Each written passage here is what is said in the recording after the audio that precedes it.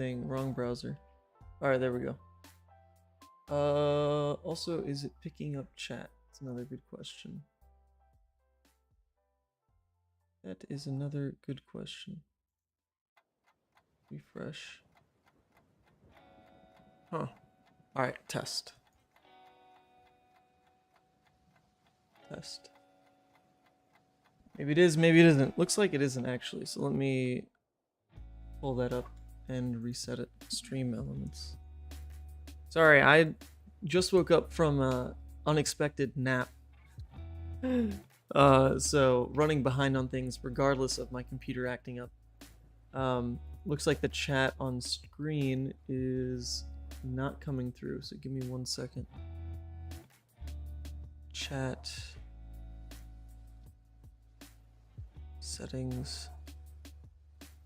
Position. Huh. Alright, well, it's working online, but it's not coming through visually. I'm gonna try to reset it one more time. Hello, everyone. Sorry. Still just trying to fix the chat thing. That's so weird. Maybe I can... We'll hide it. We'll save that. We'll unhide it. Nope. Did nothing. Come on. Save that. Save this. Alright, I have no idea. The chat is just like bugging out. It won't show on screen.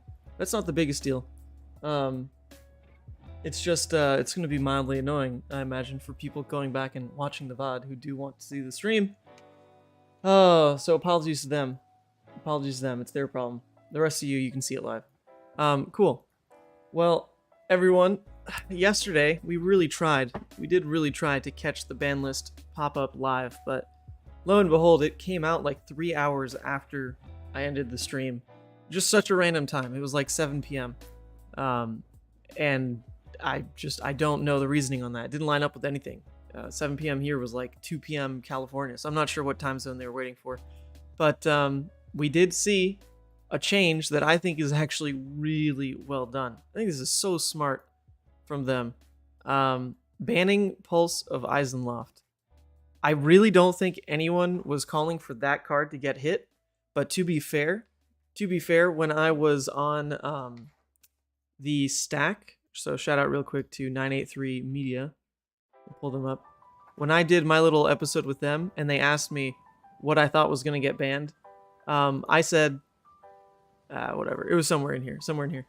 I did say, I was like, they're going to touch something to do with Oldhim, but it's going to be like a very indirect nerf. It's going to just be like some elemental card like we saw with Autumn's Touch getting suspended with Starvo. It'll be like a soft hit like that, rather than anything too core to his kit.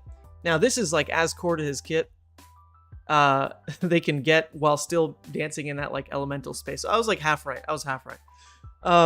But man, I think it's really smart because Pulse of Iyslander does a lot for the old, like to hit the Oldhim deck. Anyone who's played against Oldhim definitely groans when they see this card pitched the first time, then the second time, and the third time if it goes that long. They hate it when the Oldhim blocks down to like exactly 2 cards in hand in Arsenal, and they don't have a Tunic up, and they're like, yep, that's an Oakenold fused with Pulse right there. Like, it's just, man, this card could feel so bad. Like, basically, every time your opponent saw it, it just felt bad. Card got insane value, especially when you ripped it first cycle. I mean, that first Oakenold, if you just rip it right next to the Pulse, or just, like, Arsenal the Oakenold, and then kind of just draw into the setup, it was a little gross. It was like a really low effort turn by Oldhim. And then the other thing you could do with Pulse was pitch it next to 2 Oakenolds. And you could go ahead and play an Oakenold, fuse with Pulse, take their turn away, draw into your next Oakenold, fuse with Pulse again. And it was just nuts. Like Oldhim could do that. It was just a good card that enabled all that. So I'm happy with this. I think the ban is really smart. Really smart. Because Oldhim's toolkit, his game plan is all the same. But he just doesn't get that little consistency boost of Pulse in his deck being such a value card. Such a value card. So I'm eager to see if everyone still hops onto Oldhim. I don't play him enough to know if, like, as an Oldhim player, if you just feel so bad about this that you don't touch the deck again. I have no idea. I have no idea. I still think he's probably fine. He's probably very okay. But as a player that plays into Oldhim and normally has very good games into Oldhim, the only times you would lose those games was with stuff like ripping Pulse on an Oaken on like that exact first cycle turn that was just backbreaking, because then you'd have to like commit Husk, and you didn't want to because you wanted the Husk on their pitch stack Oaken because you knew that was the inevitability, and you just hoped that first cycle Oaken didn't come up. So I'm happy. As a Levia player, hell yeah, we'll take this. We'll take this for sure. Now, what I didn't expect at all, because I don't even like touch the format, was any of the Blitz stuff. I thought these were crazy. These were crazy. Didn't really even think that much about Blitz because they promised in the last article that they would be more heavy-handed with the bannings. So I was hoping it would kind of be the big shakeup, but I just don't play the format enough to know what needed the hit. And I think most of this is fine. Some people are crying about links, but the main thing people are crying about is the Storm Striders. The Storm Striders. I mean, there are some Kano players who are like, you are all bad, Kano's still good. This is only like usable in like half his games, blah, blah, blah. I don't know. My experience with Kano is Storm Striders was literally the kill. Like every time with Kano, he was killing me because, all right, I'm playing like a Blood Rush. He sees the cost paid. He's like, okay, what do you have in hand? Like 1 left, 1 floating or 2 floating. All right, Storm Striders, this is the kill turn. So as someone who plays Blood Rush, like Storm Striders was just their way to say, all right, we go. We see your card's gone. We know you can't pitch into enough, and we kill you. So, I mean, sure, I can't be mad about that. Like, it's just something you don't have to worry about anymore. It's fine with me. Bloodsheath, I honestly didn't even know this was in the format. Honestly, I don't, like, most people, like, I played against a lot of Chain recently. They run Husk anyway, and I haven't really seen Briar, so honestly didn't even know that was in the format. Links, sure. This is fine with me. Like, just dock Fi a little bit. That is A-okay. Because Levia and Defy, your Husk basically equalized their mask. But now they don't have mask. So you should just be ahead on how that matchup trades now in Blitz, which is cool. And then Sonata, I don't know. Are people going to really run Sonata in Briar? Probably in Briar, yeah. But in Chain, probably not. So, yeah, I mean, this is just the big one, right? John says, Michael Hamilton's take, pretty substantial nerf. Pulse was the best card in the deck. Oldhim is still going to be a solid choice, but he might not be the default best deck. Yeah, that's exactly my feel as a non-Oldhim player. Is like the card is just so insanely good. You see it, it's awesome. As an opponent, you see it, you hate it. It was just that card. It was just that kind of card. Now, what does it do for our deck building? I don't think it really does anything for how we're trying to build Levia decks. Because Levia's Oldhim matchup was pretty stable. It really just came down to if they high roll like a, Oaken Pulse on like that exact turn where you couldn't let it happen. Because now if they're trying to hold a Pulse first cycle against a Levia, that's a lot of cards. I mean, that's 4 cards for an Oldhim to keep. So you should really be able to punish that pretty much every time. So nothing too exciting, I think, in terms of updating our deck building. Not really for Blitz. Not really for CC. I mean, you should still take Null Rune in Blitz. Just because people are saying Wizard's dead, you don't want to just then lose to the Wizard who still shows up. But in playing this like aggro Levia more, I think it just gets better. It probably just gets better. If Fi becomes the new default best deck, because Oldhim took a bit of a dip, and so now everyone's back like hyping up Fi, then that really needs to be the matchup we shore up more than anything. And so that's what I was tinkering with some small changes, like that all you got might just be the better card in the Fi matchup over like Art of War, because Art of War is a large hand type of card. I mean, you really don't want Art of War off 3 cards. That is so risky. And like you're basically paying 1 to basically buff a card and dig 2 deeper, which is really low value in a matchup like Fi. So just swapping Ardor for that all you got is probably pretty good to give you an edge there. So I do want to try that kind of thing. But other than that, yeah, I don't know. I don't know what else we really need to update deck building wise. I was kind of hoping for like one more thing. One more thing to get hit would have been cool. All right, let's see. Can I update the stream again to get the chat working? I can't. I cannot. Maybe I can duplicate it and then delete the original. And maybe that's enough. Alright, sorry. I do feel for the VOD watchers, so I do want to fix this if possible. Refresh. Nope. Alright, still not working. Maybe it's just like not connected to the stream for whatever reason, which would not make sense. Huh. Alright, well, whatever. We do have to leave it. Cool. Alright, so in terms of the games we're looking to play tonight, we can always play... Honestly, I really wanted to play Dromai more than anything. I think if people stop playing Oldhim as much, then maybe Dromai becomes a bit better in Swiss, because the liability was hitting Oldhim and just going to time, and that matchup was really annoying in Swiss. It happened a lot at the calling, like a lot. But Dromai can't really get better if Fi is more popular, so maybe she's really not worth putting the time into. But I do want to play Iyslander. And I want to try Michael Hamilton's Iyslander, actually, more than anything. So we can go ahead and throw that in. Now that I'm an Iyslander novice instead of a complete plebeian, we can try to find that list. Iyslander. Oops, that's young Iyslander. Iyslander Stormbind. Search. That's Brian Lorenz. Here's Michael Hamilton's. Here we go. Alright, do we know anything about how he sideboards this? No, we do not. Do we know that much about Iyslander? No, we do not. But I do just want to play it. So, we'll load it in and see what happens. I was looking at this list because I was building Clash decks, actually. And Michael Hamilton's version of Iyslander is a pretty smart way to play Clash, I think. Which is coming out tomorrow. Just a reminder. Clash release video coming tomorrow. Wow, yeah, just such a cool list. I love looking at this. I love looking at it. I really hope that the way he came to this deck list was he was playing draft and he went for like a heavy Scar for a Scar draft Iyslander deck. He had like some finals in there and he played it in draft and was like, man, maybe this is the best way to play Iyslander. And then he tried it in CC and was like, yep, it is. That's not Levia. LOL.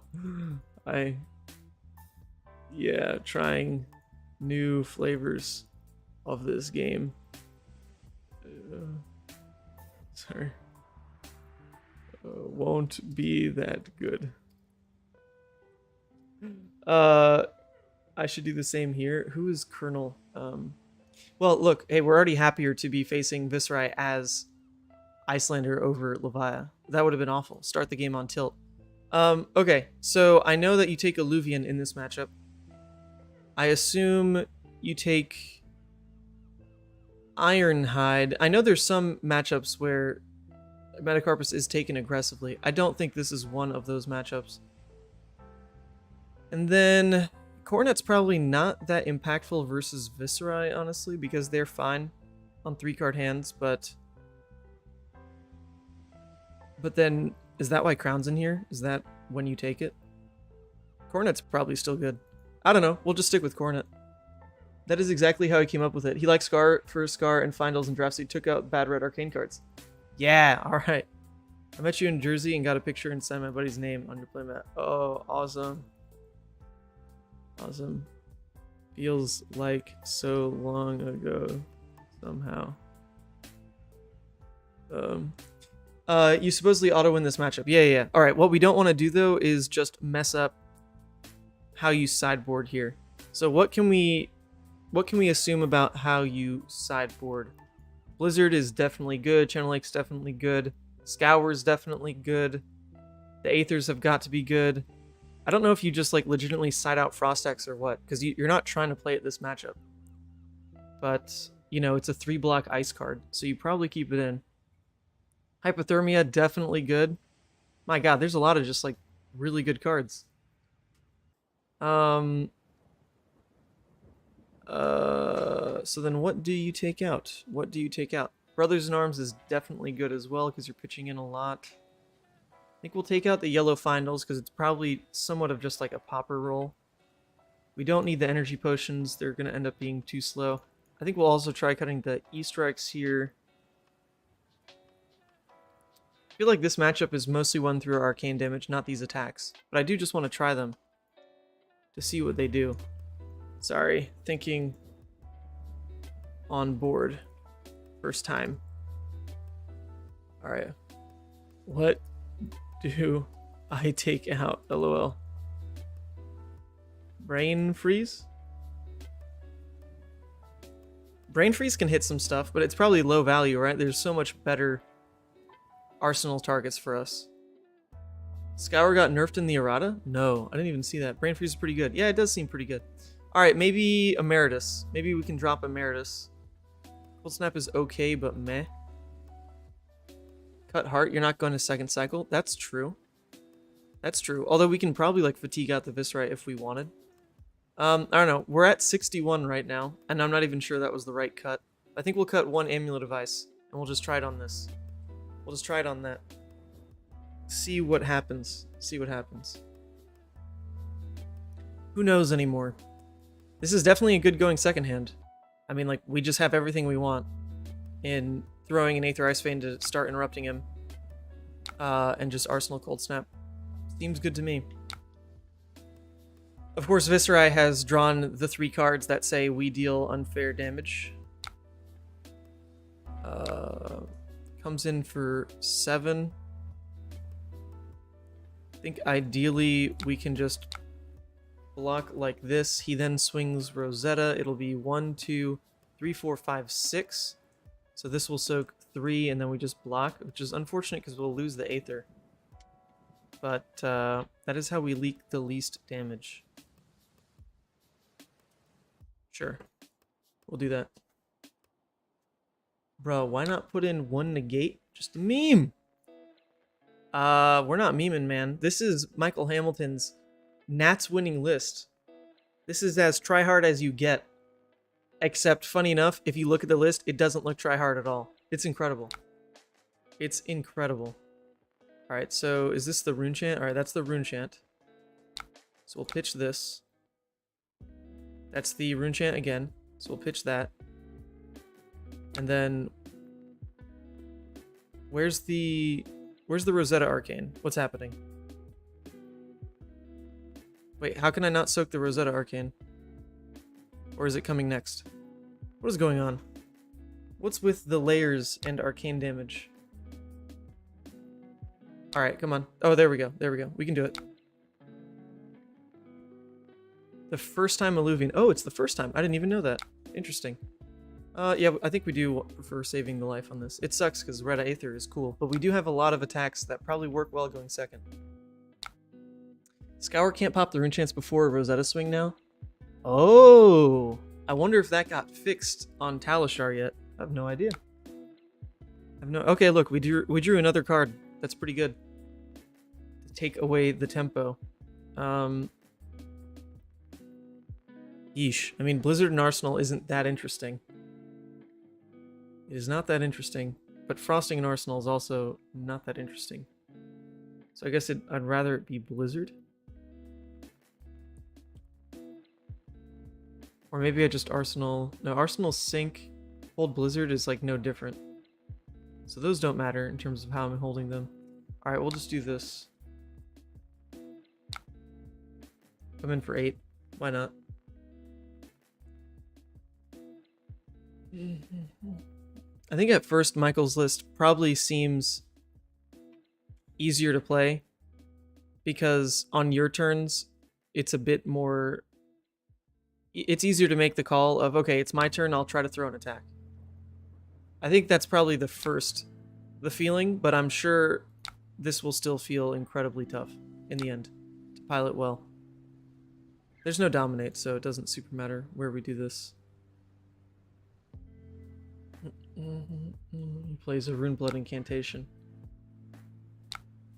Interesting. It like pretends that Viserai triggers, even though it doesn't make a rune chant yet. I mean, I guess that technically still does check. Cool. Strange. Did Michael Hamilton play versus any Levia? No, definitely not. There was only, I think in Nationals, there was only like one Levia. And it was Tommy Fresh from Fresh and Buds, and he didn't do well. He was on Hex Score Levia, and just kind of there for fun. Mad respect, man. I do that in a lot of my events too. Okay, if we assume he swings Rosetta next, we're actually safe to block with Brothers if we wanted to.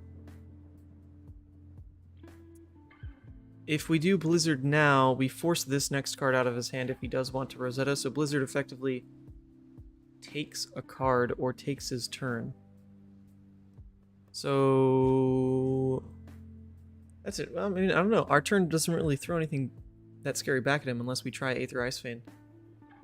Oh, because he only has AB2. Okay, I see. I get it. I get it. Alright, so in a way, I feel like I should have Blizzard on Declaration or something. I don't know why it's showing as 1. What is? What is showing as 1? +1? Rune Blood Incant is an aura 2. So you have made 2 this turn. There we go. We got him. Don't worry, Viserai. I can help fuse your brain cells together. I can help. Oh, sorry. I can't make fun of other people's heroes anymore. We went too far that one time. Can't do it. Can't do it again. All right, we're gonna, I guess, try Blizzard now. I don't know the difference actually in like holding Blizzard.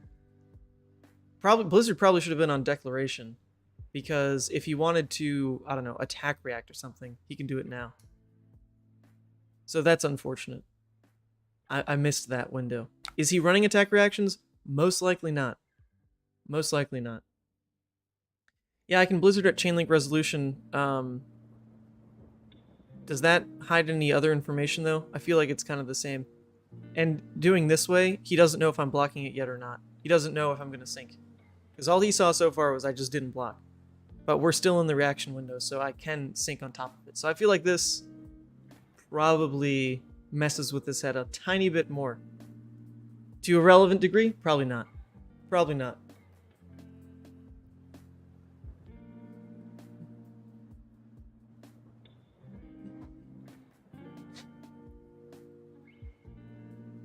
Alright, he's thinking about it. Oh, I guess he already paid. Oh, so then what he's waiting for? Okay, he paid already. So he's going to lose this card to swing Rosetta. I guess he was already going to play that out, so the Blizzard just wasn't that relevant that turn. That's fine. Yeah, it just wasn't that relevant. Okay. Do I care about syncing any of this? So far, not really, because it does play decently as my offensive turn, depending on what he does. Even if he swings, I can like pitch this in, block here. I think we're fine with these cards. I think. Don't know.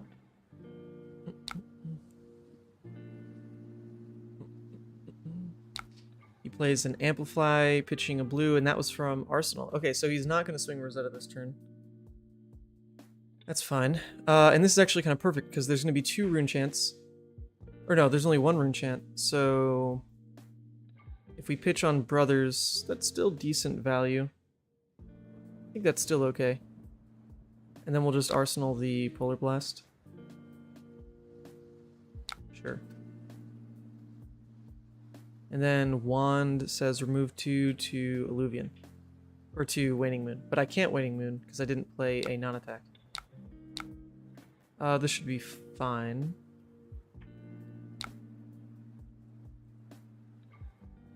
It's It's cool to already have that up, though. That's like a very sick ability. Alright, pay. Take 2 this turn. It's alright.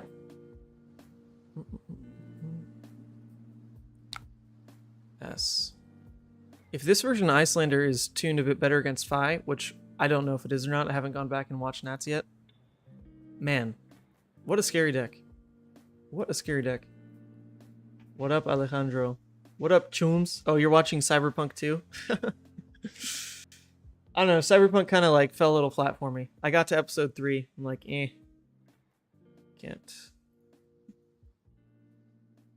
No non-attack.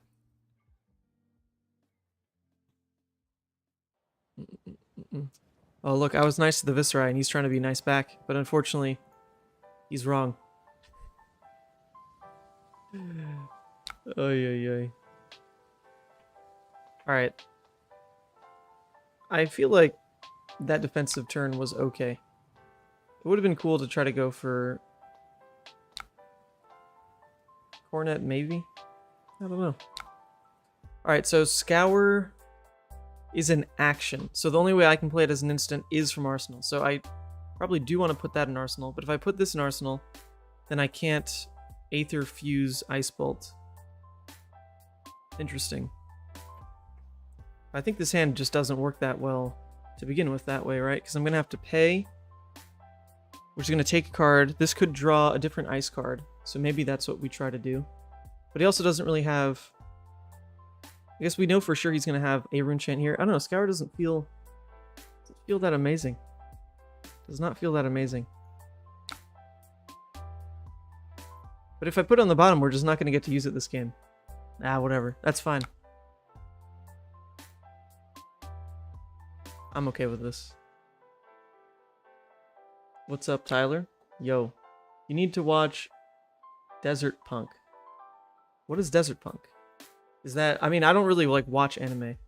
Alright, so I could Waning Moon now, before he gains this resource, which would be kind of cool. But I don't have to Waning Moon, I guess. I could do it with Illuvian so that I keep the floating for the rune chants. I think we'll do that. We'll let the Illuvian resolve, and then we'll Waning Moon. That might be cheeky. It feels a little cheeky. Yeah, okay, so he just ate it. We drew a sink. Not that interesting. That doesn't seem that good. We can go for a turn where I guess we just like block with these, Arsenal the Aether, come in for 4 on our turn. That probably is fine. Alright, yes. We will soak Rune Chant. We will soak Rune Chant. And apparently there's a 3rd Rune Chant. We're pitching into it. No, so we'll take that one. Sure, we'll take that one. Comes in for 6. Well, we'd waste an HP by blocking with Sync. Sync here. Just Scar Arsenal Aether. And it has Go again. So I don't like wasting the HP. But it is a red Malvern, so I think we are just gonna have to do it this way. 4 and then Peak is also an option. Yeah, I don't know. I feel like activating Peak can't be that relevant against Viserai.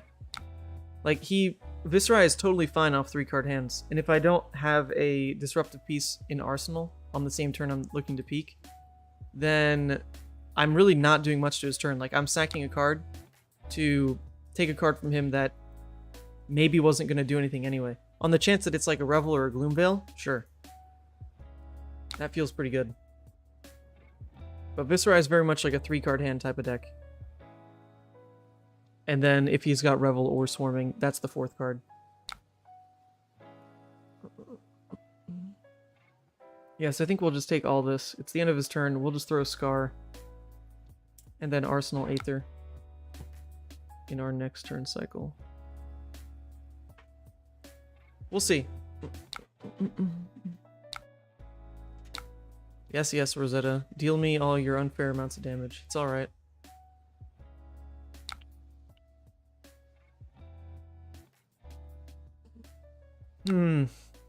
I mean, it had to be better to keep Scar, right? Because it's just defensively it's 2, offensively it's 4. So like that just is better to play out. But then I wonder, was it right to just kind of eat that turn of damage? Probably not, because it was red Mauvrion. But if we had eaten that turn of damage, we get a Scar into Aether, fusing Arsenal. And that would have been pretty huge, but I think because it's a red Mauvrion, we should respect that a bit more. I think. Plus, we haven't really seen our blowout Arsenal cards yet, but there's a lot of them that should come up. Channel, Hypothermia, good stuff. Good stuff. Arsenal. Okay, I mean, sweet. This is kind of what we want. These are our blocking cards / pitch cards, and then we'll just pitch one of these to Arsenal the other. Take some tempo. I think that seems fine. Oy. I don't know if you talked about this at all yet. What are your thoughts on the B&R? Actually, we started that. Could have blocked with Ironhide. Not really. I didn't have floating pitch to go for Ironhide. I would have just taken 1 damage to the rune chant to leave Ironhide and then block with Ironhide, which, you know, that's only using Ironhide for, at that point, 1 more block than I was already getting out of that turn. So, doesn't seem right. Alright, he's taking a complete off turn. Wow, that's crazy. Well, that is unfortunate for us because we can't play this out to kind of buy the turn cycle. And now we do miss our Scour. Unfortunate. But we can really try to mess up his turn, because now we'll just get to actively play out the channel, I guess. Yeah, we can play the channel out into shoot him with Ice Vein into Arsenal Hypothermia to try to make his turn just dead. But playing out channel means it sticks likely just this 1 turn cycle. I think it's fine because I still want to Arsenal this, maybe. All right, we're gonna do it this way. We'll do it this way.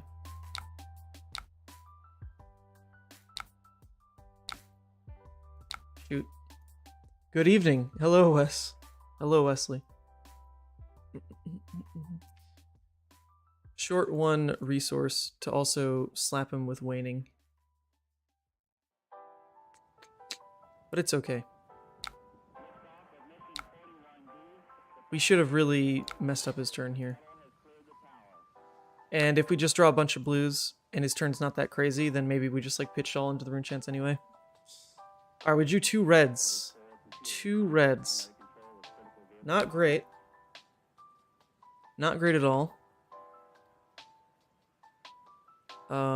Okay. But we can also eat the Gogan. I wonder if you'd even have enough to pay for it, though. Yeah, I mean, we don't want Hypothermia now.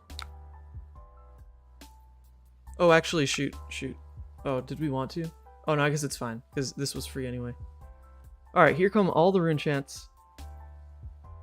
We can block with Findels, gain a life. We can send both of these to the bottom. And then he can't pay for Rosetta anyway. I guess he's going to draw off Dark, so he might. So we do want to play at the Hypothermia regardless.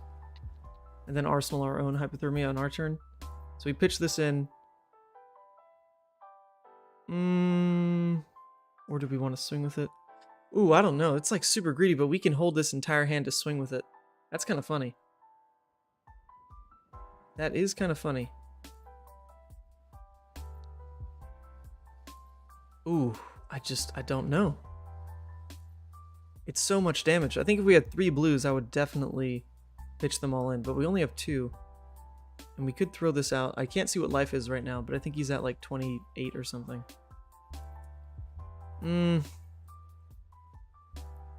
Nah, we'll just go for the Scar for Scar offensively, and that'll be good.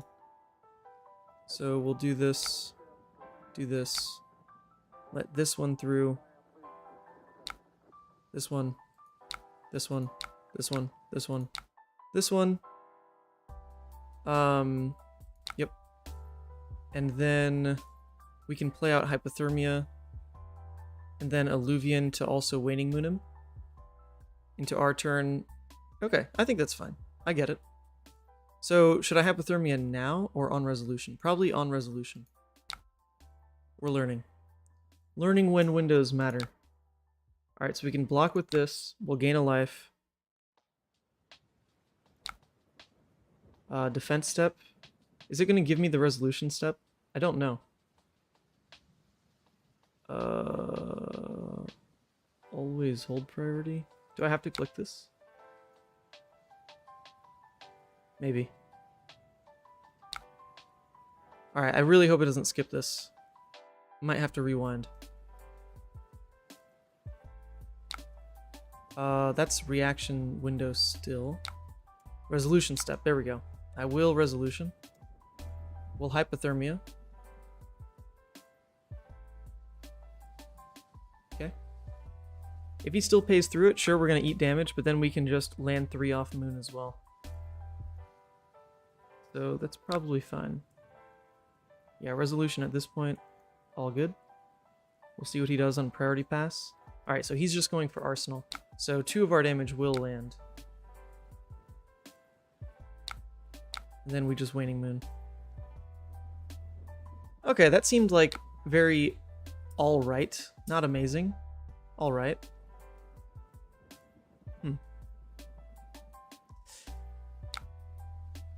Okay. Scar for scar. Still 4 damage. In a way, it is better than just having another blue in that hand because it's worth 4 rather than worth 3. So I think it's still alright with how this worked out. We just Arsenal Hypothermia again, but we do lose the Channel Lake. Oh, shoot. We're not playing that. Now he knows, though. Arsenal. There we go. Alright, an all blue hand. Likely just soaking this turn. And the problem with Iyslander I'm having is I don't feel like she's incredibly fun. I can feel the annoyance from my opponent. You know, because everything is just like it feels bad. Like, Channel Lake, Blizzard. And I don't get joy from that feeling. I'm sure other people do greatly. I do not. I feel a little bad. Not like this game's a stomp or anything. In fact, like, it's not. I'm not quite sure what I'm doing. But I just don't love the feeling of those mechanics. Like, as a Levia player, the nicest part is you are just an honest soul. You are just honest. You are just dealing damage up front. And the only unfair thing is, like, yeah, you can end the game with Reckless. And that can feel cool. It can. Alright, this just has base go again. A little unfortunate. Because now Hypothermia won't necessarily do anything. Even pitching in feels weird on the rune chant here. But I guess if we pitch at least 1 in and he doesn't do anything, I can Hypothermia and then swing Waning Moon with the 2 floating. So, in this matchup... I don't know, he doesn't have AB3 though, so maybe I should be trying to hold this kind of hand. But then none of these are a high priority arsenal, so it feels bad again. So maybe I just arsenal the Aether Ice Vein instead. That could be it. So I think we'll look for that line instead. And I guess we'll save the Ice Eternal in deck? I guess? Alright, it's time to explain to you how I became the absolute villain in Legend of the Five Rings. They did a great job making annoying heroes and uprising. I took the second most blitzy clan and turned the deck into the most hateful control deck one could play. Ooh. Breaking the format with a control deck is... that's gotta feel juicy. I did that in Pokemon for one format, and it was amazing. It feels so good when you're ahead of the curve like that. I don't know, I guess if I play Hypothermia, he doesn't just get to swing Rosetta for free, he commits 1 more card. I'll block like this.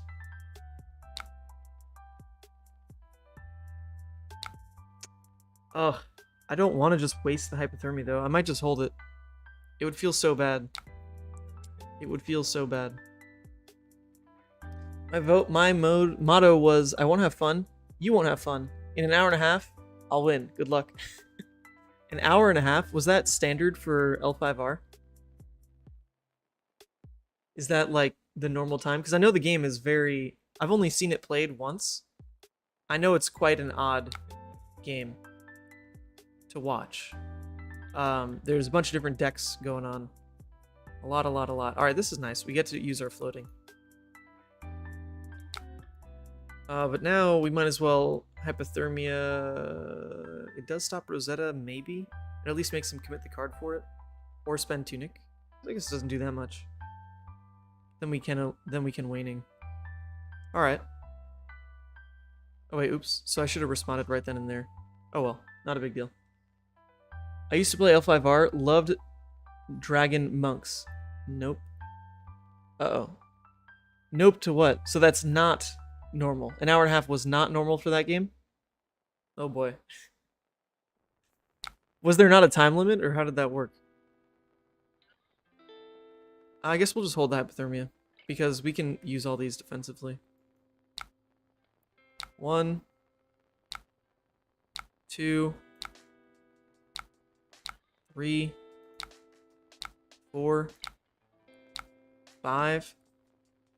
And then we can hold this card for Cornet. But he does have Tunic up, so that's actually not worth it at all. So I guess we'll just block with the Rosetta with it. That's alright. Oh wait, hold on a second. Wait, was there one more rune chant? There was. And we have Arcane Barrier 2. Okay, we do. So actually it does prevent more damage by doing this. And then on the Rosetta we soak 2. I forgot this has AB. That's right. Okay, so we do just kind of soak the most we can in this turn cycle. It was 55 minutes, but it was unlimited time in the final tables. Oh, okay, similar. Similar. And we take 2. Wow, not so bad. We really kind of brushed off that turn cycle. And we held hypothermia for when it will be relevant. I mean, because this deck is nothing but Mauvrian Skies swarming, so that'll come up. It will come up, which is cool. We'll wait for it. Pitch stack can't super matter. So, alright.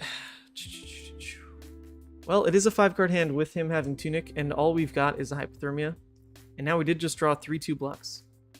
So if things were going to get scary, it actually might be right now. Tome. Oh boy. Well, here it comes. Here it comes. Let's see it. Does he hit? He hit Revel and Swarming. Oh wow. Only like the 2 best cards in Viserai. Oh, that's so nice. Lovely. Alright. Oh, well, Hypothermia does absolutely destroy this, though. So we love that. I guess he can Creepers. Yeah, he can Creepers. Yeah, he can definitely Creepers. Oh, well.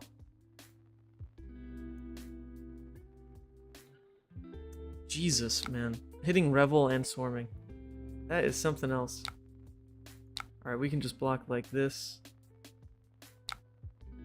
The problem is, if he flashes in the Revel, then all of a sudden this goes to 4 and triggers the other modes. Right? And then we can't block Arcane with the rest of these cards, which would feel awful. Is it worth blocking 5 then? Nah. Here it comes though, like it's 1000%. 1000% Creeper's Revel. Gross.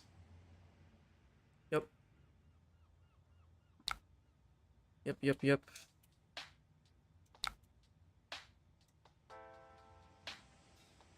Oh well. Just get the top 8. All you had to do was get there. Oh, he went for Read the Runes. Oh, wow. Well, that can't be right. We're fine with that. And it goes to 4, but his turn still ends now. Because he just doesn't gain go again. So once again, I think I can wait till resolution, right? Wait until resolution. We play this. We only take 1 this turn. Okay. Okay. And we're not even super card inefficient because we can still throw Waning Moon. It'll probably only deal 1 damage. But then we arsenal like our next Hypothermia and still get to Crown. That feels pretty good. I mean, it's going to eat his Tunic, but it will still feel pretty good, I hope. Yeah, there was this format in Pokemon. I didn't play the game for very long.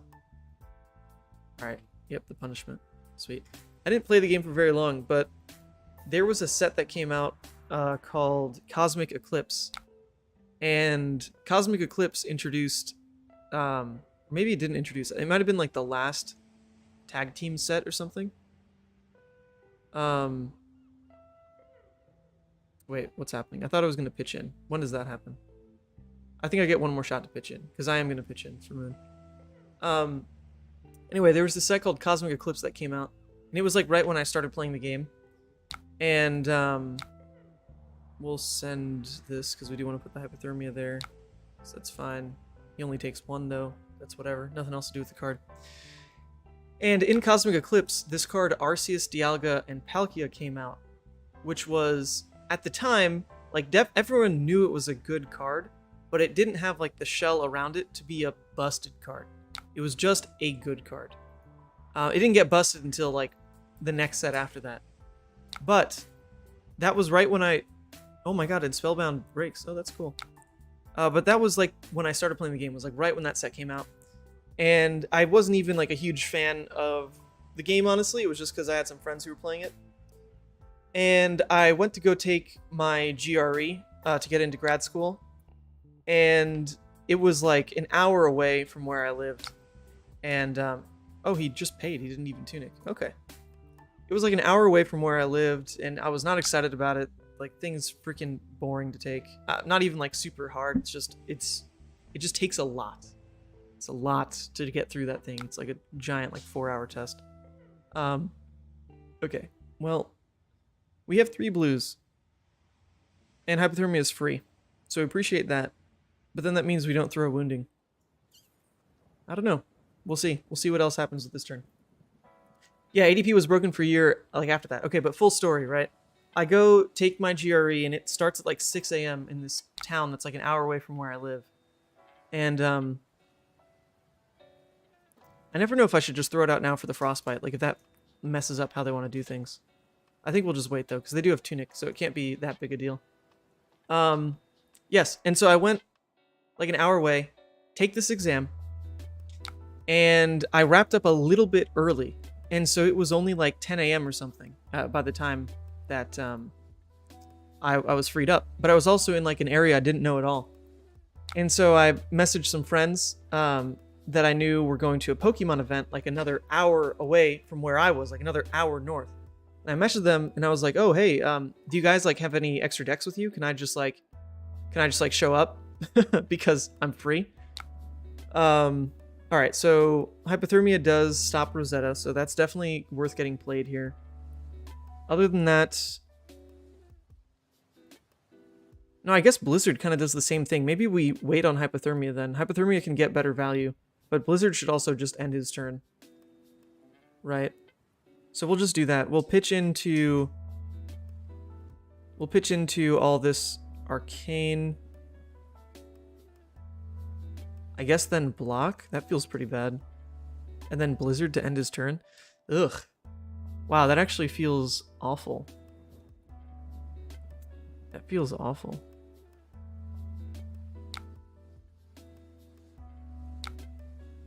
Alright, I understand that, like, I'm supposed to win this matchup, but it's still, like, a lot of damage.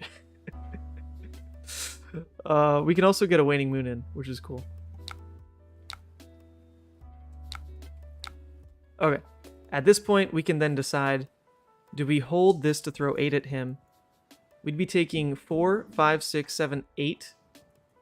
8, we'd go to 9 to throw 8 back at him to hold hypothermia in Arsenal. I think that is worth it. Because then we're also throwing in a Waning Moon on this turn. And we are still going to trigger the Wounded Bull. I think that's worth it. I'm gonna try for that route. Yep. Eat it. Eat it. Eat it. Eat it. Jesus. I mean, it's getting scary. It is getting scary, though. Oh, but actually we can't Illuvian if we Blizzard. We could only Illuvian if we Hypothermia. That's a bit different. Blizzard and Arsenal kind of does the same thing in a way. Hypothermia is strictly better, but then we're missing the Illuvian value on this turn cycle. Do we really care about the Illuvian right now? Probably not. Probably not. I don't know. Also, this is definitely not right to play right now, but whatever. Whatever. We're just gonna play it. Okay, shoot. Story. Jesus. Iyslander. Too many weird steps to respond to. I'm detracting from my train of thought here. Okay, but story. Story is that I hit up a couple of my friends who were at this, they called it like a league cup or something. Is that what it's called? It's the one that's like once per quarter. Once per quarter they have these events. So it's like maybe league championship or something. League cup. But anyway, they were all over at this event. And I was like an hour away from them at that point. And it started at 12. So I'm like, okay, I can still go make it. Do you guys have a deck that I could use? And they were like, oh no, we don't really have a deck or anything, but we have a bunch of products. We've got a bunch of the new set that you can like build something from. And I'm like, okay, I mean, we'll just show up. Like my day's already gone pretty well. I just finished this exam, so this will be fun. We'll just roll up and play some casual Pokemon. I'd literally never been to an event before. Okay, now we throw this. This is like definitely getting sketchy. I'm not a huge fan. I'm not a huge fan of how things are playing out. Not gonna lie. Not gonna lie. I'm not sure if there's like particular things to blame other than my inexperience with the matchup. I mean, that's definitely a huge part of it, is I just don't really know what I'm doing. I feel like there's probably been a couple other ways to cheat in damage that I just have not done. But he also hasn't had a bricked hand, and he did hit the tome. He did hit... Where'd it go? Tome did hit Swarming Revel, and that was, like, actually insane. In fact, this is the Revel in Arsenal, isn't it? Or did he play out the second one? I think that is the Revel. Because we only played the one so far? Yeah. So if we can just keep interrupting his ability to play a Revel, that'll feel really good. It will. And we do have it here, where we just play out Hypothermia, Illuvian. And then on our turn, we can swing in with Blizzard, Arsenal, Channel Lake. Or not Blizzard, swing in with Findles. That's got to be what we end up doing. That's got to be it. Now, if we Hypothermia, he still can just pay for the swarming, so no reason to like do it right now, I guess. Okay, Jesus, story. So I show up at this event, and all my buddies have put like a lot of time into figuring out their decks, and you know they're playing like Abzard or whatever these decks are in that format. And I think we just take the 3. All right, so we take the 3 Rune Chants, pretty sure, into then blocking with Aether here. Play out the Hypothermia. Illuvian end his turn. Oh shoot, the difference actually in playing Hypothermia before he played the Swarming was he doesn't get to soak the Arcane because he'd have to pay through the Frostbite. Ah, so misplay. Misplay for sure. Alright, I think on all these we do take it. 0, 0, 0. Iyslander requires a powerful brain. Yeah, which we're getting there. I mean, the whole point is we will build up that powerful brain. But the first thing is that I think this is literally like my 3rd game with Iyslander. So the brain is just not quite powerful yet. Not quite. Defense step? Is this... I mean, it doesn't super matter when I play it, but I don't know if that's... it's whatever. That's not the resolution step. Resolution should be next, but that's fine. We are missing a damage because they will have this floating. But we are just keeping them off of Revel. That's what we need to keep doing. Take 1. Resolution. There's the resolution step. Oh well. We do gain an extra life and throw 8 with Findles, which would feel pretty good. We will Illuvian. And then Waning Moon. Watch us lose by 1 life, though. It's going to be a tilter. Going to be a tilter. There he goes. And then Findles. Gotta get brain steroids. Yeah, which we're not having today. I've barely eaten anything today, and then I fell asleep when I didn't intend to. So we're already, like, completely out of whack today. It's been a stressful one because Woman Sant has a huge exam tomorrow. So I'm feeling the stress. I'm getting, like, you know, performance anxiety by proxy. Anyway, okay, Jesus, story. So I show up at this event, and my friends are like, oh, you know, here's some cards that you can start building with, and I'm tinkering around, and this card, Arceus Dialga Palkia, here it is, GX. This card had just come out, and I really liked it, because no one was, like, quite aware of how broken it was yet. It was just like a card. But basically what's so busted about this card, and you don't even really have to know Pokemon to get this, but there's a once per game attack you can use called a GX attack, at least back in that era. And a GX attack would normally do something like pretty significant. It was like a big attack. So other decks would use it for like a lot of damage or whatever. But this card had a GX attack that just said, for the rest of the game, your attacks deal 30 more damage, and whenever you kill something, you take an extra prize card. And in Pokemon, a prize card is how you win the game. You need to take 6, and then you win. Like, you clear your opponent from... Yeah. Well, no, you don't clear your opponent's prize cards. You take your own, is how it works. But anyway, so this card had come out, and people were aware that it was like a good card, but it was such an awkward card, because it was water, metal, colorless, and then the GX needed a metal, and then it needed a water for, like, the secondary effect of taking an extra prize card or whatever when you actually attacked. Jesus Christ, another Swarming Gloomvale. Another Swarming Gloomvale. I think this time we won't be able to stop the Revel. Oh, wait a second. Wait. All he did was play Swarming? If all he did was play Swarming, then it doesn't have Go again, right? Right? I think so. I think so. And then on our turn, we'll just Arsenal the Brain Freeze, I guess. Block with one of these, swing Findles. Findles pitch the Amulet Device. That seems okay. Sure, right? This, like, can't be... Oh, I guess it means we aren't blocking the Swarming. Unless we block with Brain Freeze. Brain Freeze maybe isn't that relevant anymore, because we know the Revel's in Arsenal. Maybe that's what we end up doing. And then just toss Findles at him straight. But then we have no disruption? I don't know.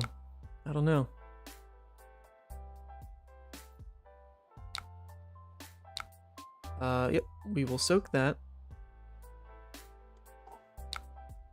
Maybe we shouldn't play out the channel, actually, because, like, his turn's just over, right? It doesn't have Go again. He can't Creepers in something. So actually, playing channel didn't do much. I think that was just wrong then. I should have held that. Just block with the Brain Freeze. And then on our turn, Cornet, swing this. That was definitely better. But then we would have leaked the arcane damage. I don't think Brain Freeze is good enough in Arsenal. It can't be. But then we have no disruption. We're just banking on channel being enough. Oh god, I don't know. I just don't know. We're gonna play it this way, though. We're gonna play it this way. Play it this way. Gain a life, come in for 7, and then probably just win off Storm Striders at some point. Yeah, that was definitely not right to play out, though. Damn. Damn. It's alright. Okay. They need to make a new Guardian card called Pee Pee Crush. Just call it... I just call Pulverize that sometimes, though. Pee Pee Crush. Takes away your manhood. You get hit by Pulverize, your manhood's gone. Okay. We're locked 7-7. We know that's a freaking Revel, though. It's a freaking Revel. That's such a huge amount of damage. Is he gonna play it on a channel turn? Hopefully not. So we should have enough time to kind of reset ourselves. Alright. Yeah, see, so Brain Freeze I don't think would have done much. Like, that's not a Swarming. So I think we were fine to play it that way. Man, in a way, we could look to try to just hold channel. Is that going to work? I mean, we'd have to pitch into Cornet and then Wounded Bull and then Arsenal. So basically, if his turn is just like not good enough, we can go for that. But it looks like he's trying to push for the Revel. It's just so expensive because that's 1/2, and he needs to play that. So he just can't do it. Yeah. Yeah, so like he can't play the Revel out, so should be fine. I guess we do sack. We don't have to sack Cornet. We can do exactly what I said, which is just eat this damage, go to 3, and then Cornet into Wounded Bull, stick channel, and then likely win. Oh, Peak doesn't have go again. Oh, thank you. Thank you, Jonathan. You're right. All right, so we can't do that. That's good to know. That is good to know. In that case, we'll just block with Peak. Peak can get out of here. We'll just do this. Go ahead, block with it. And then on our turn, just Wounded Bull for, I guess, just 7. That's a little unfortunate. Arsenal Cold Snap. This is the only way to do it, right? And that is unfortunate, but Cold Snap will at least force him to pay. That's probably fine. I think this is fine. I think.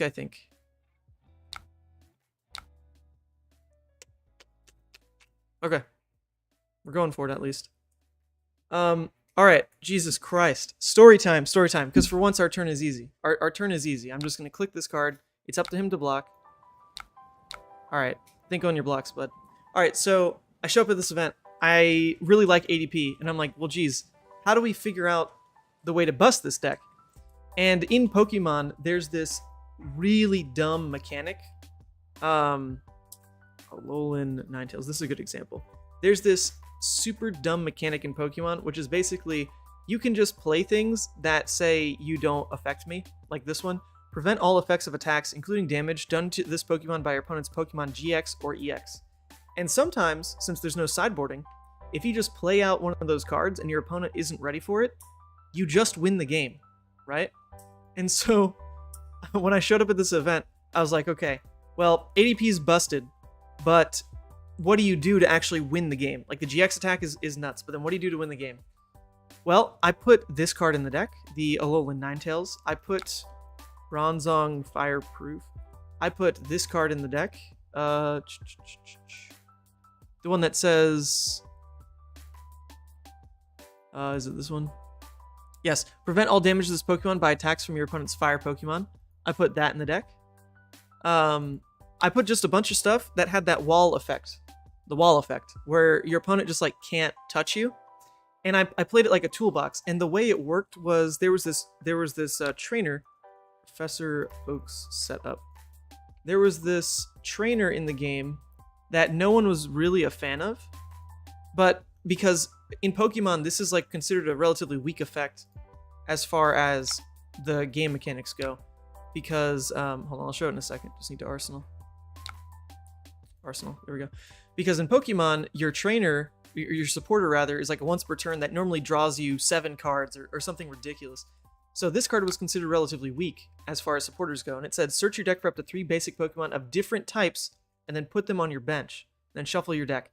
So the whole way I built the deck was to use that card to then pull out your entire engine. You'd have your Dragon type with this dude. You'd have your like Gust effect with this dude, which was water. And then you'd have the evolution of your choice. Ditto. You'd have the evolution of your choice coming up with the normal Ditto. So, okay, he ended his turn. So we should pretty freely just get in damage here, right? Because we can just, yeah, this should be free. This should be free. We shouldn't really get punished for this. Winning. We already have like an insane hand to throw back into him and then likely just end the game. In fact, wait a second. Do we win right now? We don't, right? Because he can still AB 1 more, so all we can do is land 4, which puts him at 2. Alright, so we don't actually win right now, but we'll win on like the next turn cycle. Okay. We'll draw this card. Also, I don't know why he... Oh, he paid on the Waning Moon. I thought he paid on the Cold Snap tax. Okay, I see what happened. Yeah, so I think we did just kind of like win the game on that, which is cool. Sync, not super relevant. In fact, that's pretty bad because we can't even pitch it into Moon on our turn. So we don't enjoy that draw. We don't enjoy that draw. Okay. Okay. Let's do it. Now we do this. We fuse it. We throw it at him. I guess... Ugh, I don't want to pitch the Sink Below for it. Or not the Sink Below. I don't want to pitch the Channel Lake for Waning Moon here, but maybe he pitches like double reds and it's worth it or something. Okay, but anyway, so the whole engine was you'd Professor Oak setup for all the cards you could need to ever win the game, basically. And then you, because your Arceus Dialga-Palkia, this dude, had so much HP. The thing had 280 HP, and in that format, the normal attacks at the time were like 200 or so. So you needed 2 turns to play your energy on your main dude, use the GX attack, and then you would let him die. They'd take 3 prizes, but then you would just have like a wall Pokemon, and they couldn't win. And God, it was toxic, but I actually won that entire event. I literally built the deck like when I got there. I'm like, this seems pretty busted. Never been to a Pokemon event before. And it was a League Cup, which the locals take pretty seriously. And I just built it. My cute tech card, Melmetal Tag Team. My cute tech card that I almost didn't put in, that actually absolutely won me the tournament, was the Lucario and Melmetal GX Tag Team. This dude I would take against the Fairy deck, because there was a Fairy deck. And the Arceus Dialga-Palkia was weak to Fairy. So if it was the Fairy matchup, I just didn't play the Arceus. I would just play this guy, and then Fairy was weak to Metal. And then it was like, haha, gotcha. GG's. And sure enough, like, the deck was nuts. Deck was nuts. And I won the whole thing. Won the whole thing. And then I pretty much never went to a Pokemon event again after that. I just played locally. That was the only big event I ever went to. I got put on a website too. I can probably search it, but hopefully you all believe me. It's a true story. Okay, so the cool thing about this is we soak the Rune Chant with it, and then we can Waning for free. That feels pretty good. Yeah, so we soak that. And then, I don't know, I think we might as well just like toss this now. Not the biggest deal. Alright, there goes this. So he can't play out the Revel again. We effectively trapped the Revel for all of eternity. We'll just block with Sink Below, I guess.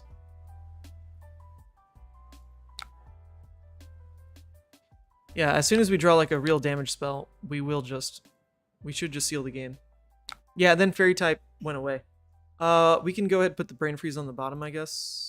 Ice Eternal should... Yeah, I mean, that's a damage spell. We can throw that in Arsenal at least. And then we just swing Scar for Scar on our turn, which does present lethal.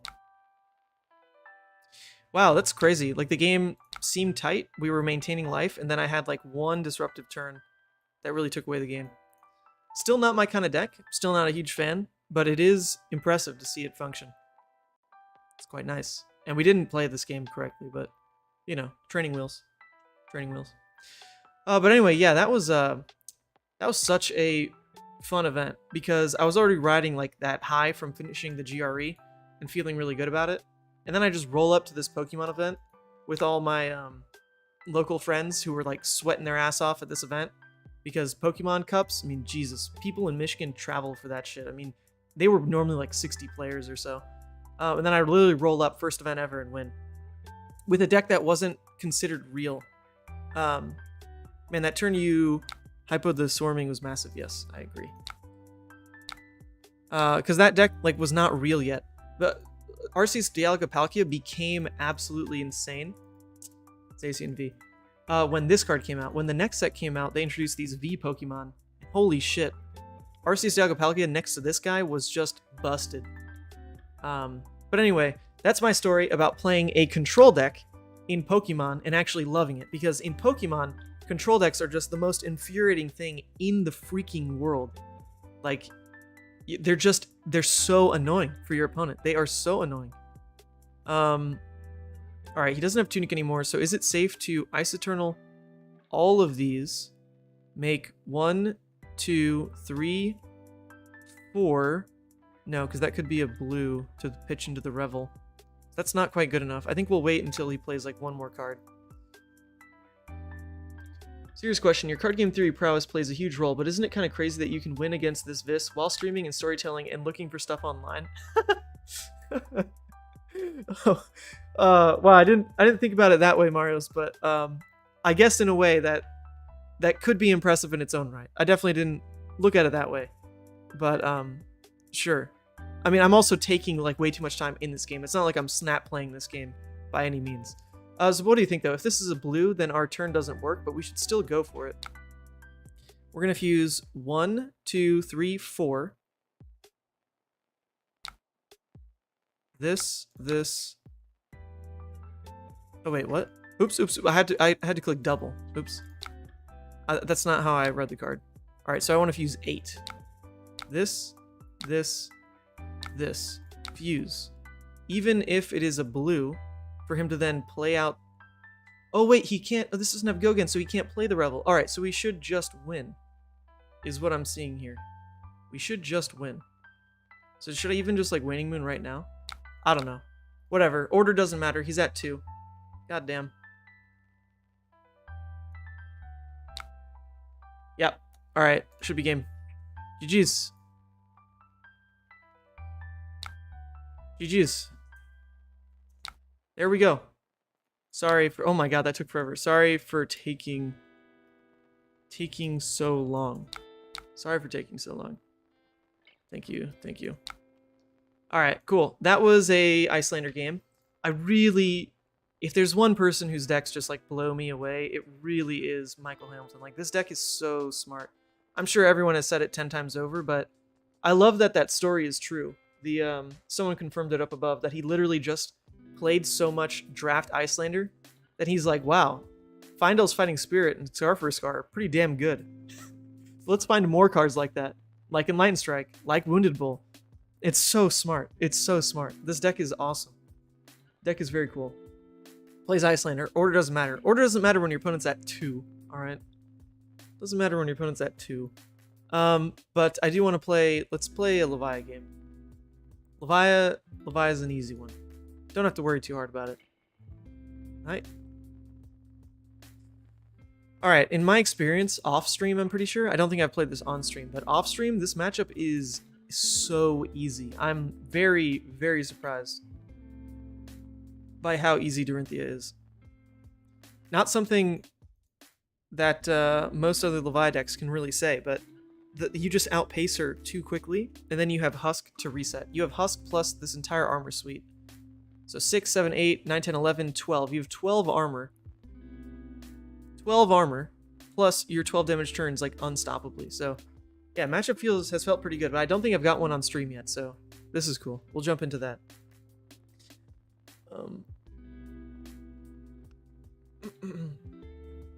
Yeah, I don't like truly miss Pokemon. Pokemon was fun in the moment. I had a lot of friends that were all kind of starting to take the game more seriously. So I just kind of joined them and played casually because they needed the reps. But then COVID killed it. And that was really lame. That was really lame for this game. The game's okay. Like, I think competitively the game is rough. I can't tell you the amount of Pokemon games. Yes. I can't tell you the amount of Pokemon games that you watch on stream where, like, literally the prize camera, like, they're in Pokemon tournaments, like, the official streams will get a camera underneath the prize cards. And there are so many games where they would just show the prize cards, and the casters would be like, oh, he prized 2 starters, that's game over. And in reality, that's, like, pretty true.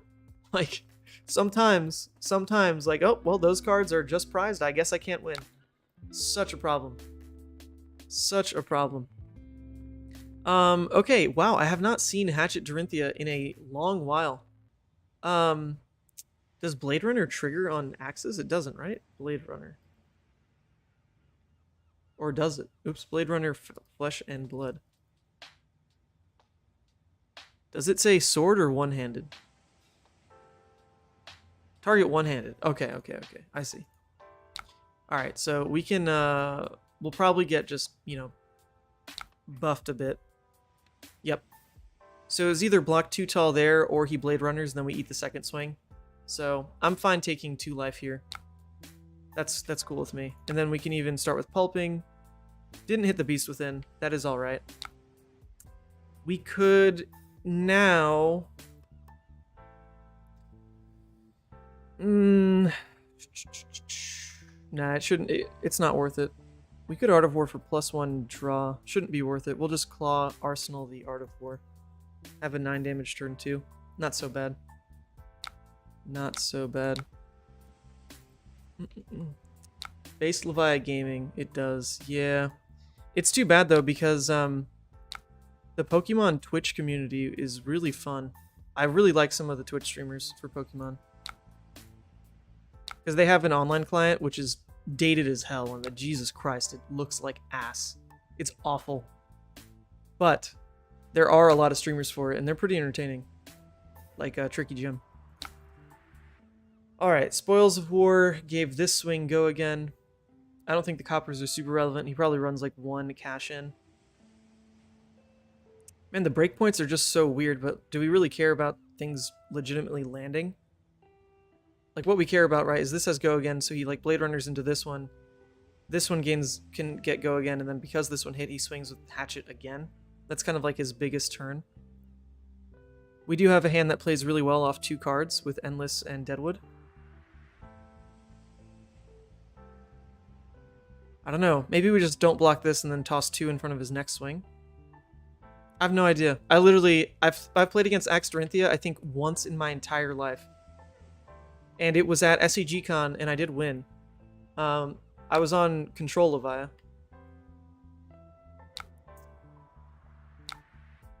Alright, who knows? I have no freaking idea if this is right. I feel like he just Blade Runners now and then swings again with this one, right? No idea. No idea. Well, it's a learning experience. Alright, in the swing. Double in the swing. Woo, Lord. Well, that's an attack and a half. Goes up to 9. Alright, we'll take 6. It's okay. I guess this does force our hand with Art of War. Little unfortunate, but it is fine. We just Art of War. We say go again. As long as we draw a 2-cost... Well, we'd have to draw a 2-cost attack and a blue, I guess, for it to really be worth it. So maybe we should have just not blocked at all. Then we could have gone Dread into Endless for 15. I really thought there was one more swing there. But, no. He went tall. Don't really want to play out the Art of War. But it does push this into a 12 damage turn at minimum, because it'll be Endless Maw into Claw Swing at minimum. And that's kind of the damage trade we're looking to just keep up with.